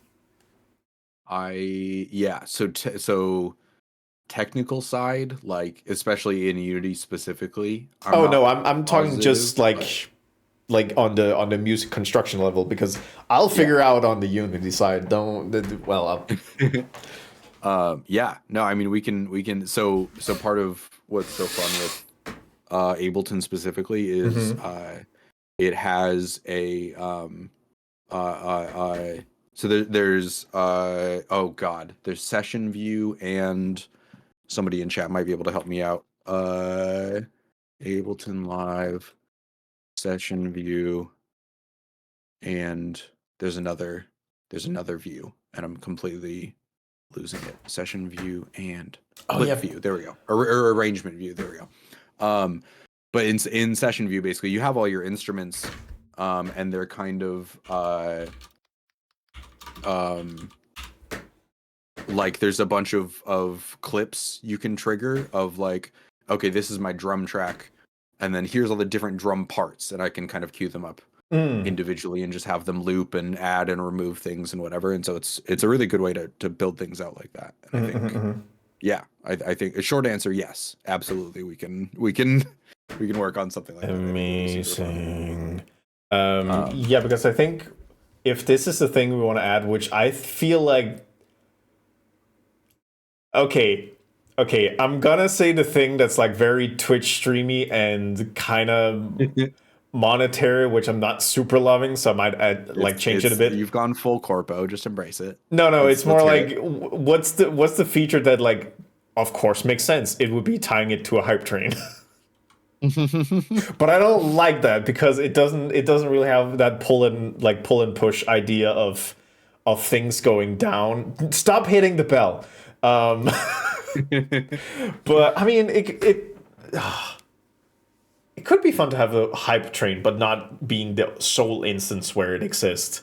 Like for a hype train, it should just starts and then it evolves and it doesn't go back again. But having the idea of like some sort of event that could allow the start of the track to go on, and then people just like dumping in channel points to keep it like keep evolving it. Yeah.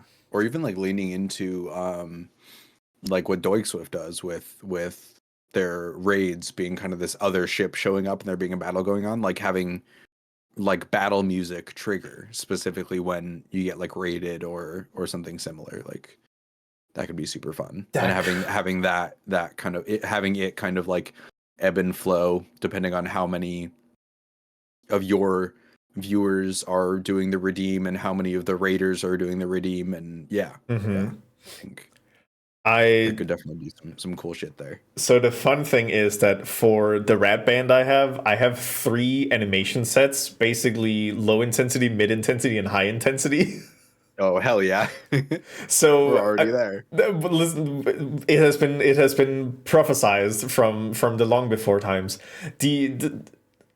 I think what could be interesting to do now is, well, just talk about like where we would implement it, and then figuring it out later down the line. Because I think what I probably need is some idea of which audio files will be present, because then it's just a matter of like when do I turn that on, and most likely also have some sort of like, of course it needs to be loopable, but maybe it needs to be loopable on like a 16-beat so it can shift relatively quickly.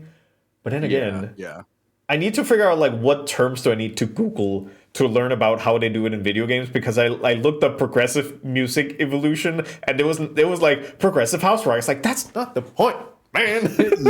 yeah.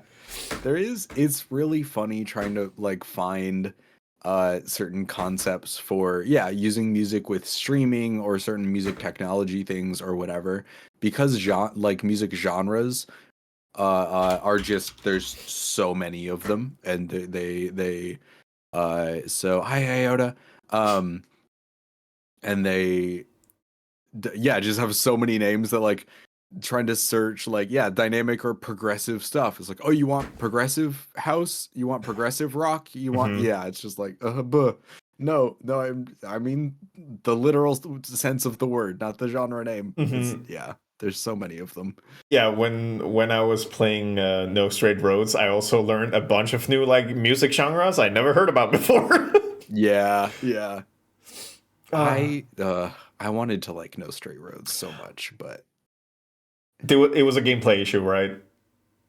It was a little bit of gameplay issue, and it was a little bit like I absolutely understand the sentiment, and there's been a lot of it, and there's a portion of it that I agree with, right? Of like, electronic music can be very sterile, right? And can be very like, this is you told a machine to play a kick drum on every quarter note, and it plays it exactly and very precisely and whatever. So there's definitely something to be said for like adding, like making your music sound a bit more live and a bit more human and stuff. But the whole like EDM sucks, bring back rock music, I listen to so much of both genres. I really can't, like, the whole narrative even kind of bugged me of like, okay, but EDM isn't bad. EDM isn't this big like gross corporate thing. It was started by like weirdos in their garage with a drum machine. It's just like any other genre. It was like, I don't know if I can get behind this.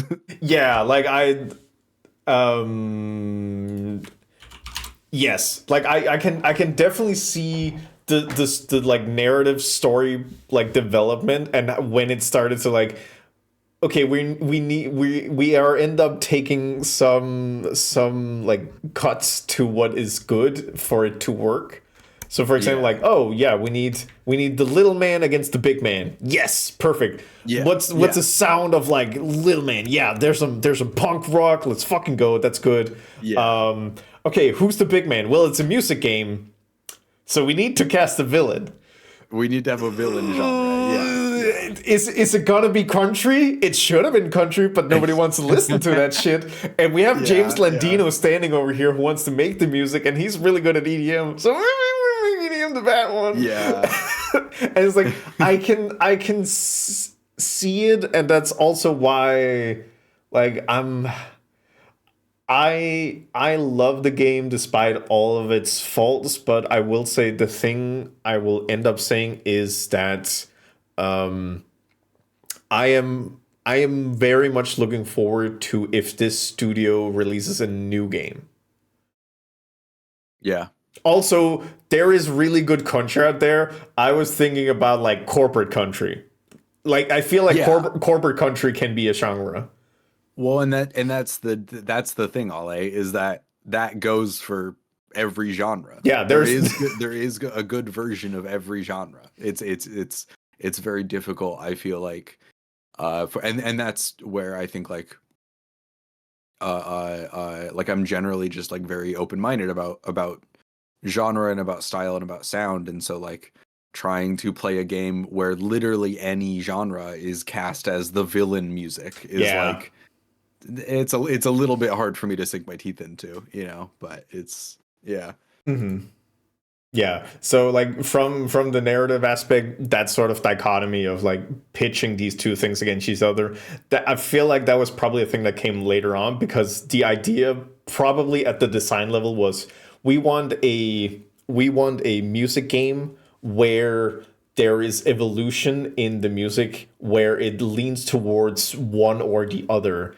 And because of the music people we have in, it's gonna be a mix between rock and EDM. And then because of like wanting to have that sort of narrative, like, oh, big versus small, it turned into that thing. And I agree, it's not great. And also, there's some of the gameplay things little clunky. But game design, I mean, like the character design, I really, really enjoyed it. It's the thing. Like I'm a little bit bummed that it didn't fully click with me, just because like, yeah, DJ, what's Subatomic Supernova, fucking rules design wise. It's so sick, and like, I got to and I beat that boss fight, and that's about where I dropped off. And it's so cool, and it's oozing so much like charm and personality and good character designs and all of this stuff, and like I while I didn't super while I didn't fall in love with it personally, I would highly recommend that people check it out. It's very cool. Yeah, like again, I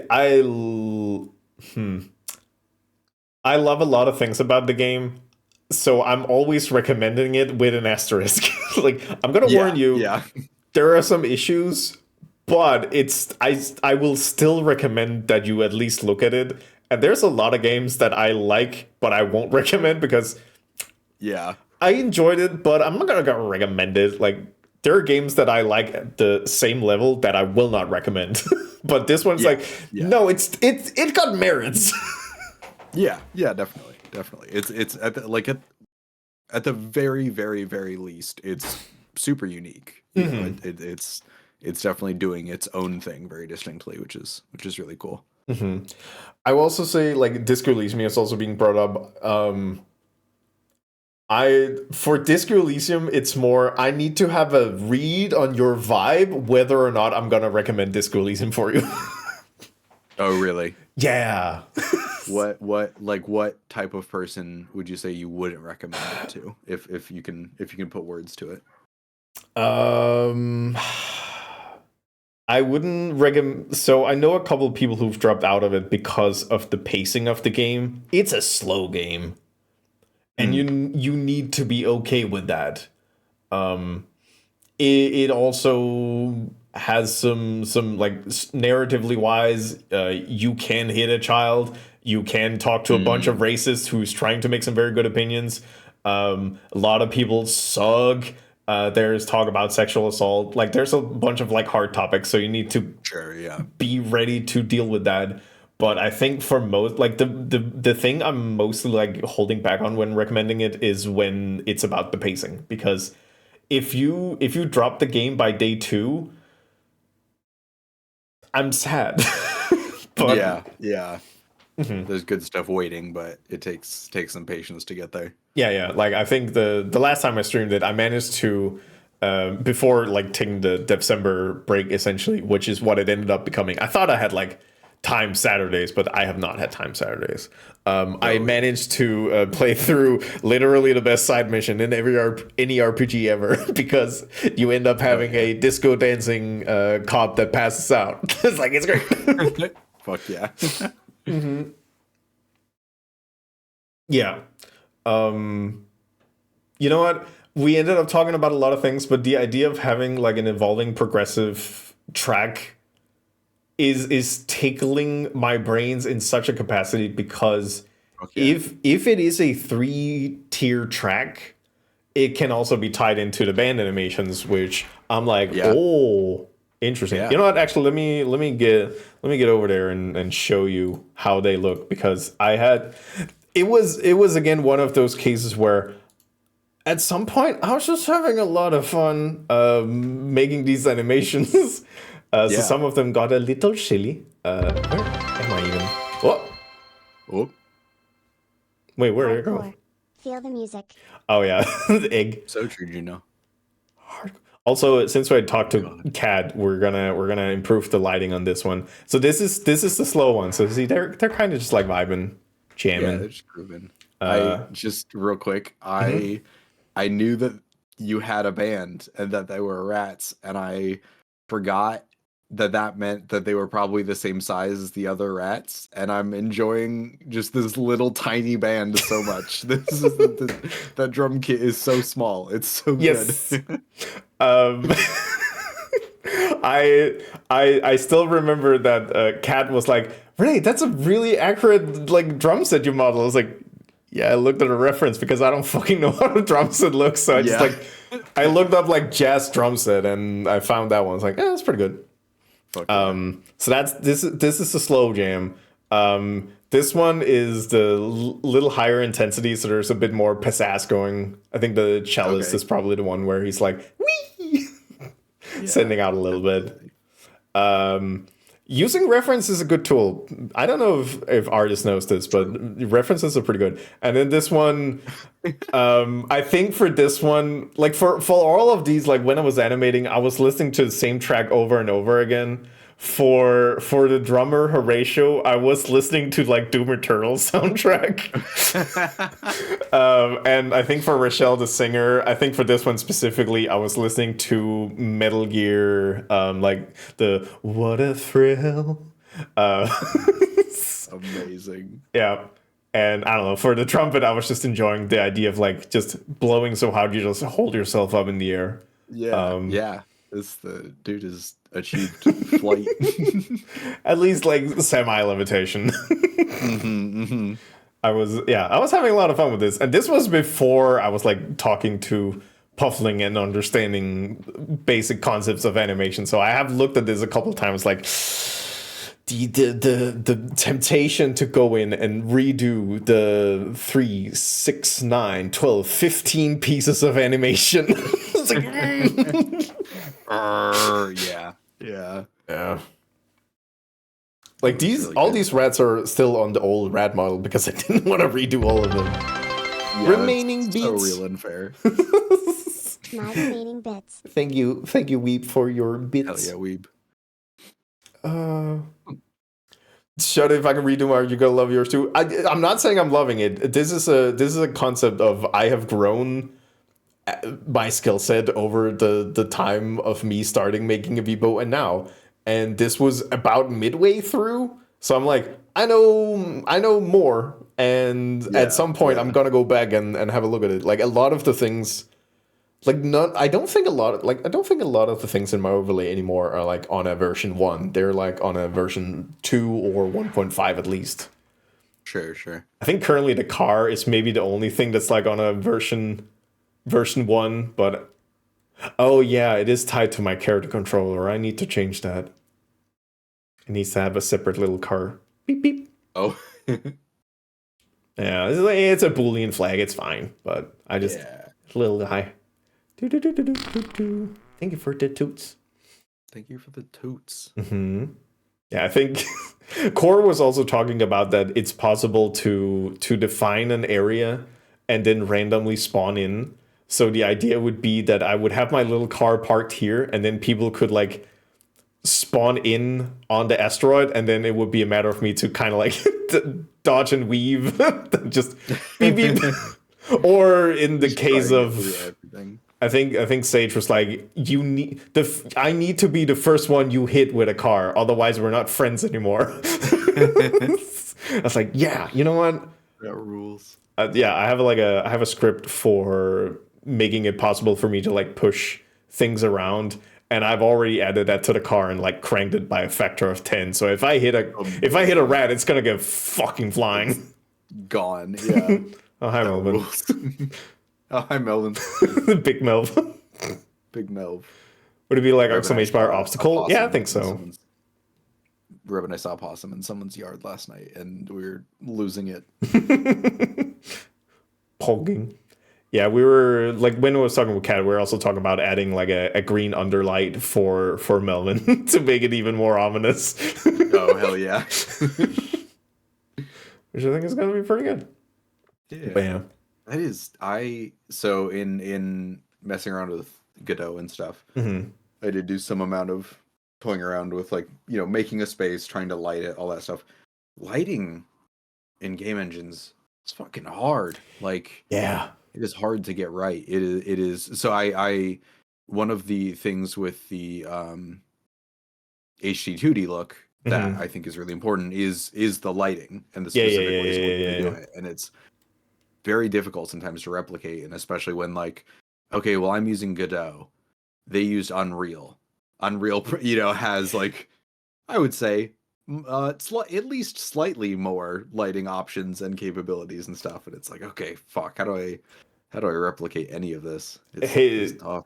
Do you know what engine Sea of Stars is made in? Actually, no. Was it Unity? It's made in a custom engine because they wanted the lighting effects to be very particular. Yeah.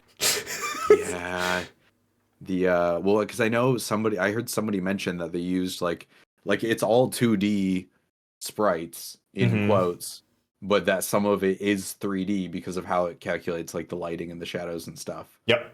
This sounds like such a nightmare. Yeah, like I think I've also very good, by the way. It's extremely good.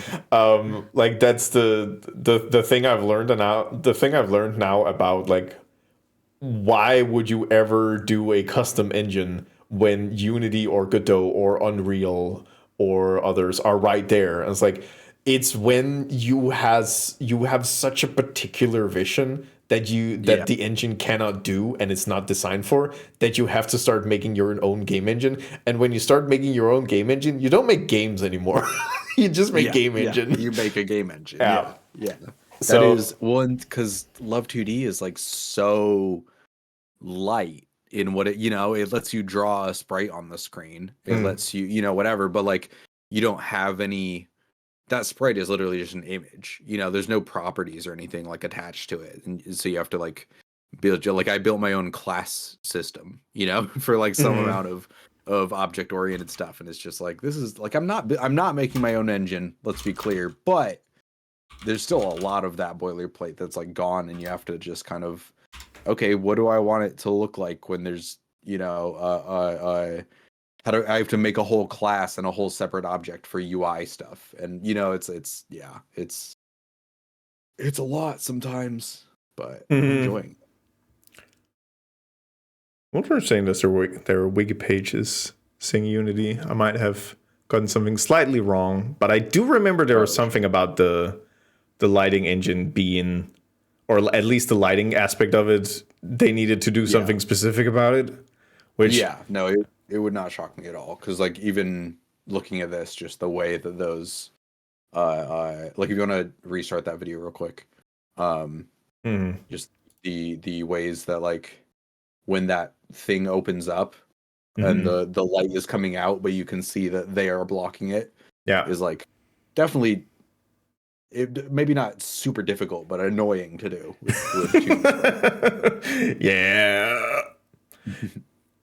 Yeah, it was fun because I heard this before I started playing the game. So while I was playing it, I was like, I was studying how the light was interacting. Yeah, it's so cool. I feel like that's also a thing that I've really enjoyed by making a Vipo is that I now appreciate game development much more because I know how fucking annoying it is Yeah. when yeah. shit just doesn't work. God, It's like so funny because I think the best and the worst thing to happen to me as far as gaming goes and my experience with gaming and how I see gaming now is to like fully learn and let it sink in that it's made by humans, you know, because it does a lot to like to remind like, oh yeah, game dev stuff is really hard and like really complicated. And so like if this thing doesn't work entirely properly, it's like, yeah, it's because somebody was trying to make it, you know, and like and you know, okay, they didn't do it perfectly or whatever. But then also like what I've been experiencing with like trying to find certain games that just like click with me or certain types of games is I'm now also sitting there and being like, okay, this tutorial system sucks and somebody made this, somebody had to greenlight this, somebody played through this tutorial and gave this the okay, yeah, we're gonna charge somebody $30 for this, and like, hey, this sucks. This is bad. You guys should have made it better. It's you definitely get a lot of both sides of that coin, I feel like. Yeah, like Ale is asking, do we have any games I want to make in the next few years? No. I will say, I like the idea of implementing more like stream-based game in the Vipo. Like I was talking to Fruitsy Collins, and they've taken the heat map extension for Twitch, which is essentially you just tap on your little screen and then that sends an XY coordinate that you can translate with WebSockets, which I don't know anything about. And the idea of having a static screen that's off the bar with all the bottles and then having a like throwing tomatoes at the bottles to break them, I love that idea, and that would be fun. Yeah. And now also with the car, and people can just be like exclamation point obstacle, and then I can just drive around and like just ram rats. It's not that much of a game, but it's more like, oh, the viewer interacted with the stream in a way, and now the streamer is interacting with the viewer in a unique way. Like that's interesting to me. Yeah. So like a game separate from this, no, not really. But it's because I still have so many ideas for this place that I'm like, I'm not done. And I don't have a deadline, so I can just keep adding new features. Keep going, It's only scope creep if you have a deadline. Truly. Yeah, I think to answer Ollie's question briefly is yes, and that's why I've taken such a hard step back from Vipo development, is because I think if you're a single person who's just working on stuff in their free time, I think it's pretty much one or the other. You can either work on Vipo stuff, or you can work on a game. Yeah. And I have a very cool vision for a game I'd like to make. So I'm just gonna make my normal Twitch overlay and call that good for right now. And someday I might dip my toe back into the Vipo world. But, yeah. Also, Cookie, no, I'm not gonna make a rat race. It's actually it's interesting because I am very stubborn in that if I see something on a different stream, I have now put that on a list of things I am never going to make. Yeah, that's real as hell. Or at least if I do, it needs to be transformed in some way.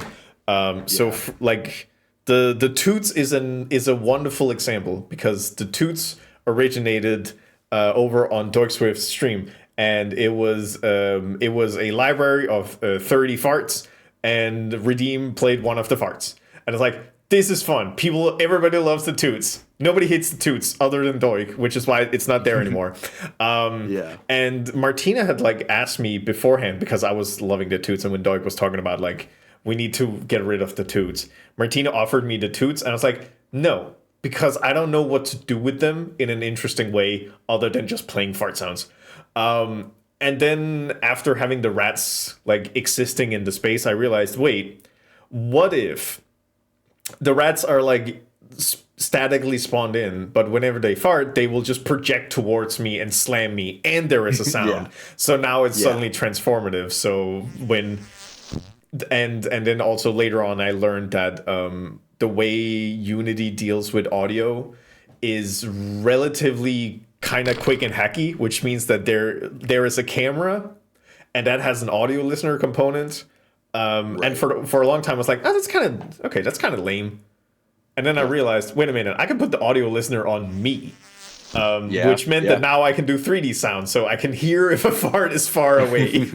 And people who are experienced in my overlay also knows that, so they can use it to like triangulate how far away am I, locate themselves. Yeah, that's really good. Yeah, and I so good. And then finally also to just honor the fact that Martina brought this library to me.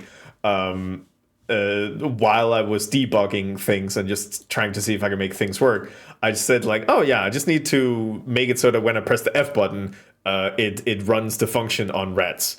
The thing I had forgotten was that if there are 20 rats in the overlay, they will all shoot. I was like, no, this is a new feature. This one stays. Yeah.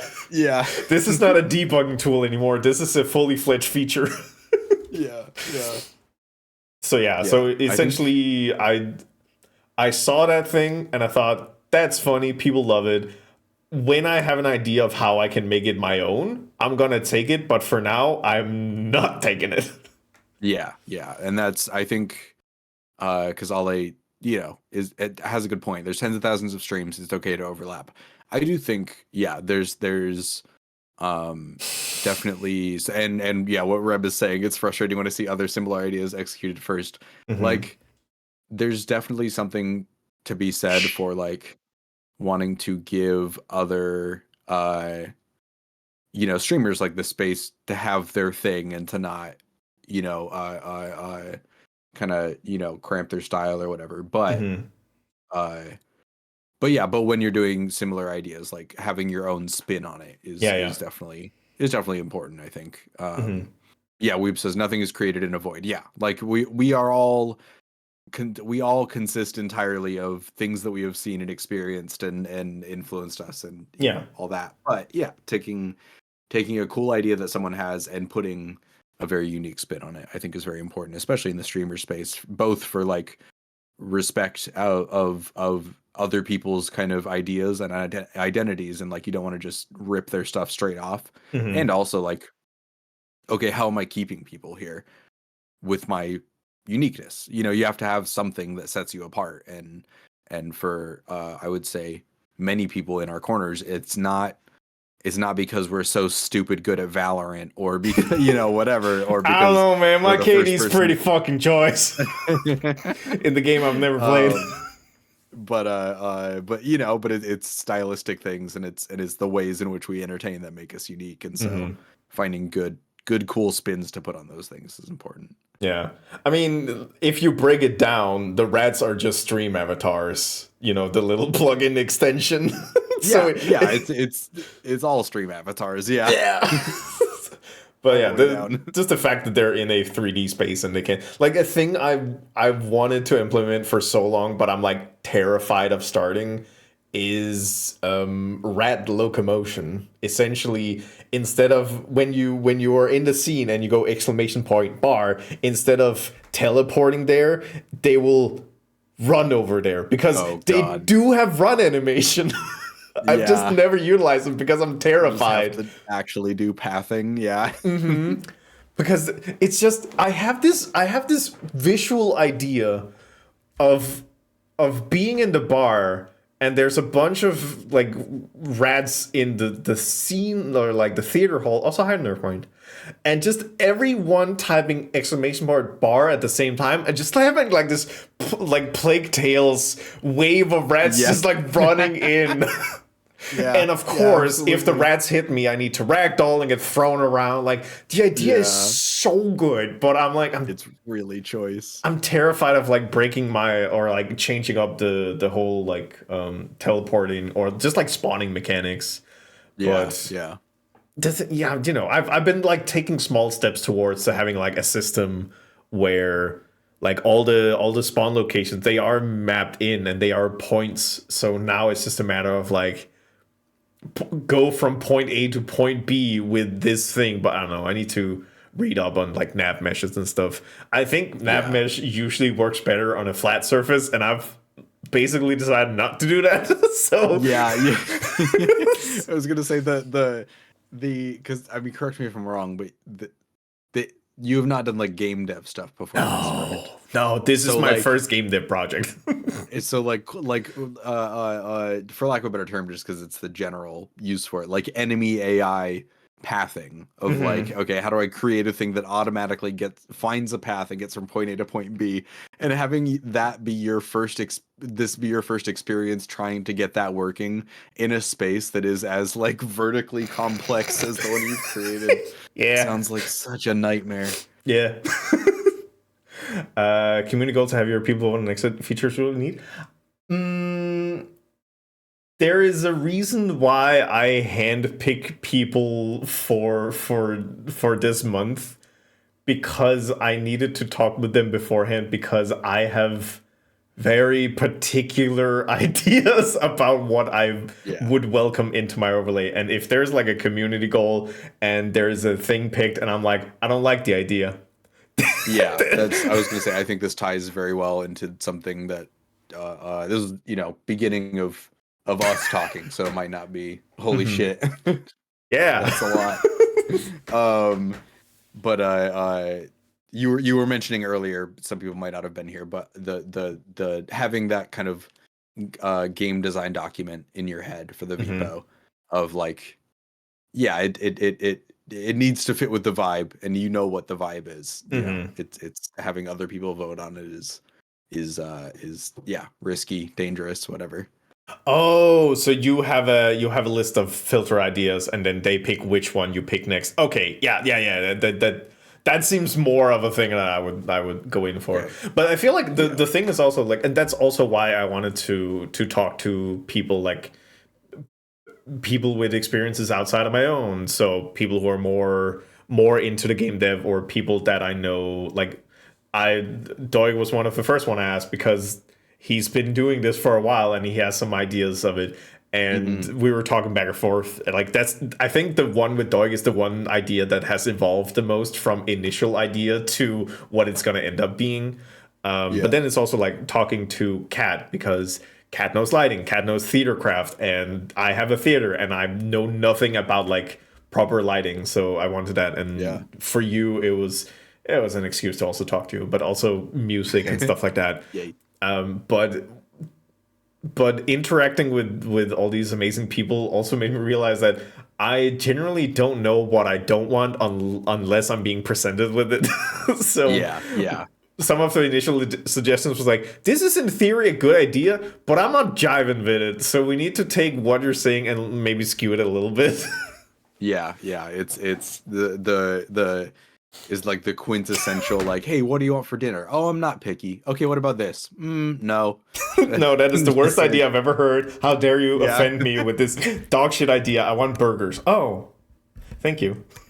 Yeah. I have, God, it's the same thing. Like I have started, well, sometimes I do it the other way around, where I ask people, I don't really know what to have for dinner. Do you have any suggestions? This thing. No, that sounds stupid. I'm going to do this thing now. Like, I just need somebody to like burst the bubble of just presenting an idea I don't want, because it basically in my mind, I have just suddenly have a checklist where I'm like, well, I don't want Tex-Mex, and I don't want this thing, and I don't want carbs. I just want a salad. It's like, okay, thank you. And it's like, why did you ask for my opinion? Sorry, you're part of the process.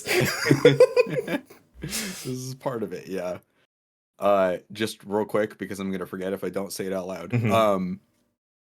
We should also talk, if we want to do this whole like whether it's the evolving dynamic music, or if we just like, I could just cook up some like kind of, loungy music just to have playing for you in the background.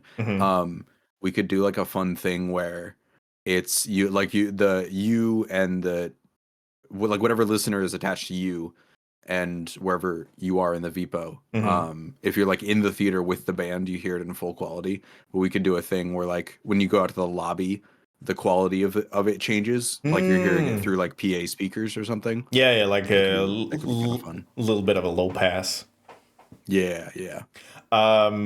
You know what I think, like, because I think this is probably the idea. We're not gonna work on it today because I'm like 10 minutes away from probably needing to wrap up to kind of rest my body. Fair. But I think I'm gonna pick out a couple tracks from Final Fantasy the remake games, because they have a lot of jazz in some of their tracks. And also in those dynamic tracks tied to enemies and stuff like that. And I think that could probably be the inspiration for general music style if you're comfortable with a like weirder jazzy vibe. And then yeah, I think that could be like a good musical inspiration idea. Pizza Possum also jazz. Ooh, yeah. Yes, you also mentioned that one has dynamic one. Yeah, just like a couple of like good sources of games with dynamic jazz, which sounds like it wouldn't be a long list, but apparently it's cool. And then I'll probably do some research on like how that sort of track is being handled, if I can find something. Hell yeah. Yeah, because jazz, it just fits the band. Also, Reb, you mentioned earlier that if I ever want to talk about literally anything, I would love to just talk with you. I still remember the stream where you joined in because we were going to talk a little about 3D model, and it ended up just being a big hang sesh. It was very wonderful. Yeah, this is basically what we did. Yeah. Yeah. Yeah. Sometimes you just want to hang with your buddies. Yeah. And talk about cool stuff. Yeah. Cool. Hi, applesauce. Hello. You should do one of these streams for Reb. I have. Mm-hmm. But more, I agree. More. God.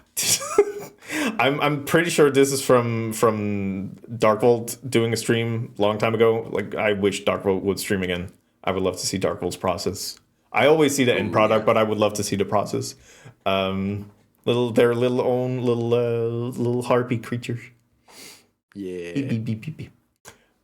I don't think I've seen a Darkvolt stream. I have never seen a Darkvolt stream, but I've heard about a time where it was a thing. Hell yeah. Yeah. All right. I apologize. I keep tearing through my water bottle. I'm gonna go piss.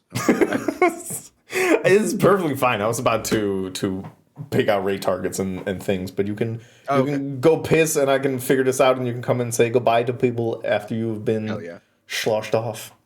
Yeah, perfect. Yeah. Burp. Burp. Don't like to stream with both. No plan and all by myself. I would love to see a stream. Just saying. All right. Thank you, everybody. This has been the stream where we have introduced the fewest bugs into my overlay, mainly because I didn't touch the code. Well, no, I did touch the code and I did break stuff. Damn it. Well, shit. This was absolutely wonderful. I need to tell Ghost that when she's back. Thank you, Sheen. You're welcome. All right, we need to find somebody to raid. Boop. There we go. One last thing before you go. Oh God, we did poke into the code. That's true. Mezcal's made me more sleepy. Oh, no. Yeah, no. I've really enjoyed Devcember. We have 2 streams left. There's going to be one on Tuesday and one on Thursday. We will be working on the plan from the week. God, I'm so afraid to click this link. And Besoingus.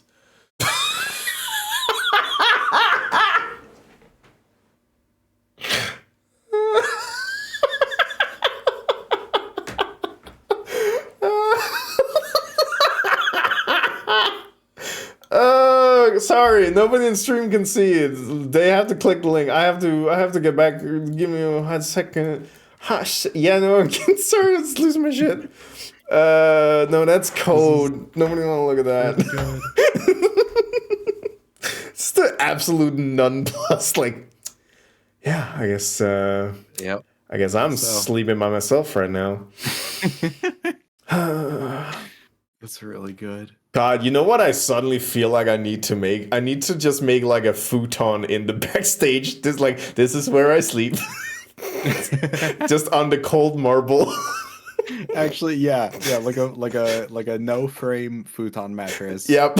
Like a mini fridge with some like leftover teriyaki in it. Just some real, Just the saddest shit you can imagine. the most college kid. Yeah. Like, I'll just be here until next stream. Okay, bye bye. Yeah.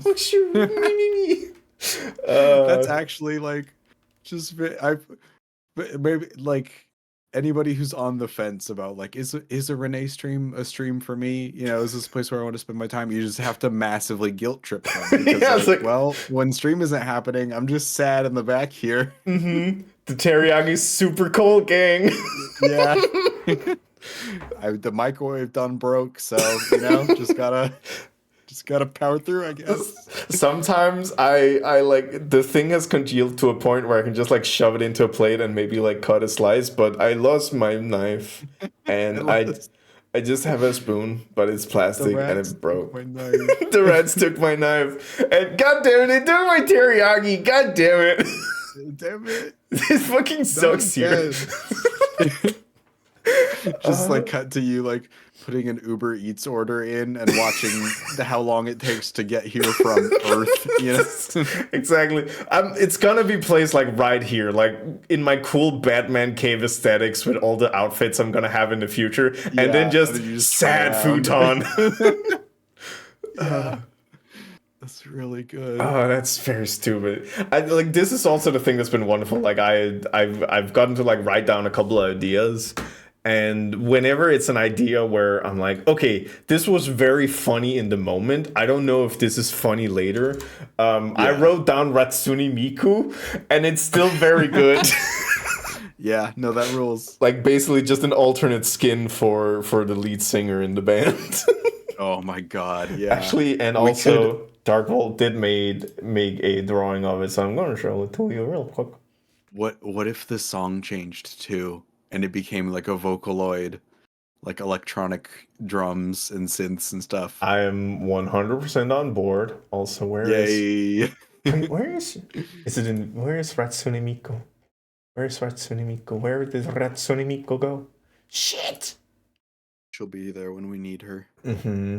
Oh, also, Ross made this comic of less like fuck yeah. sitting there, and then looks like clear skies again above the cursed theater. Squeak!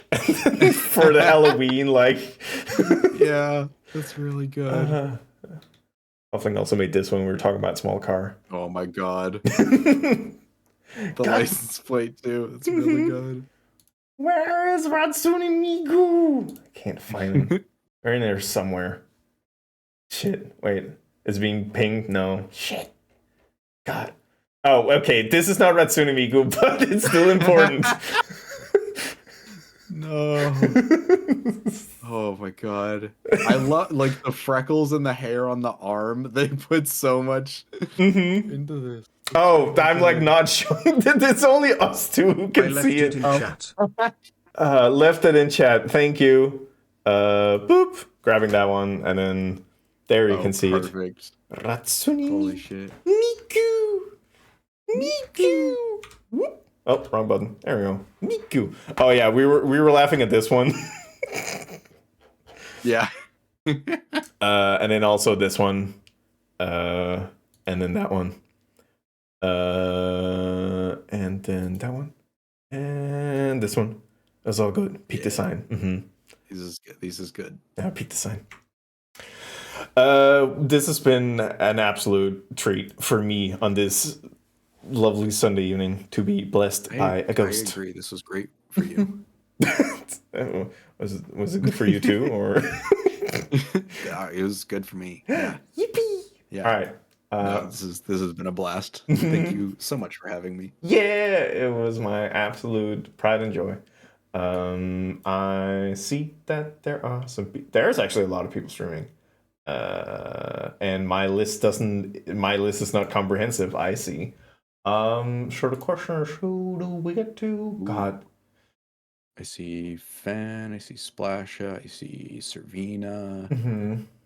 I see Barry. Barry. I mean, there's Man, this is a packed.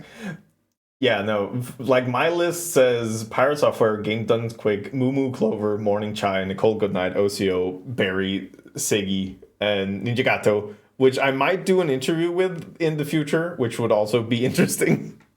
Ooh. They're on the basically they know some of the code Miku the code. Is it called code? No, it's not called Miko, not Miku. I'm Hatsune Miku build.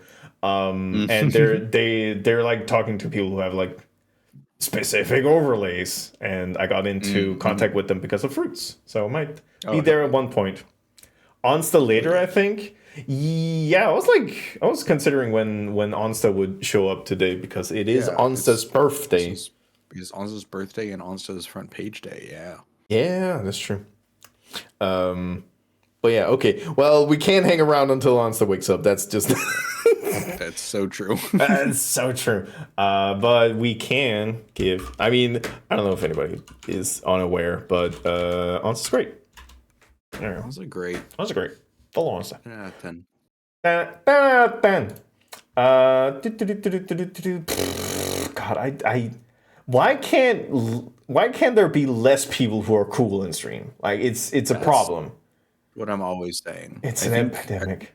I've reached the peak of like, I don't need more cool people in my life. It's already hard enough to choose who to raid. Mm-hmm. Like it's when it's more than like 5, I'm like, oh god. I'm trying, like I'm starting to get better, or I'm trying to get better at remembering when's the last time I raided this individual, to be like, okay, I need to space it out just because there's a lot of people that want to raid. I think Fen is probably, because we raided Serena, I think Tuesday last week, and Gato was Sunday last week because that was an extension with. No, that was Fruits, because Fruits continued. I think it's Fen. I think we're going to Fen. is what I'm realizing. Fen is playing old school RuleScape. I don't know. Is it part of the RG Bargy that you're doing, or? Yep. Okay, awesome. I started a new archipelago, and it's Overcooked 2, and it's very fun. Oh my god. Yeah, I saw that they were launching a new one, and I like put my thing in, and then time came around to put in the YAMLs, and I was like, I don't think I can do another one right now. Yeah, I originally was planning on doing Dark Souls again, but because of the update, they have also added randomized enemy spawns and boss locations, so it's just all higgledy-piggledy. Yeah. Were you there when we resolved the technical issues we were having with getting Love 6 Dark Souls? I know what the problem is, and I promised I will never speak of it. Okay. I just wanted to make sure you knew. I knew. I was like, oh. But yeah, no. Overcooked 2 randomizer is extremely fun, and I'm playing it with Lowy, so we're doing two persons. Oh, that rules. It's so fun because they changed the difficulty based on the world record. So if the world record gets updated, the game gets harder. Whoa, that's wild. But yeah, thank you everybody. We'll be back on Tuesday, working on a suggestion from Doik, and we're gonna see if we can play a little bit of piano. So thank you all for joining. Thank you, Ghost, so much. Yeah, thanks for having me. This was a blast. Yeah, this was delightful. I agree. I'm gonna send y'all off. Be very nice to Fen. Shit, raid message. Shit. Yeah. There we go.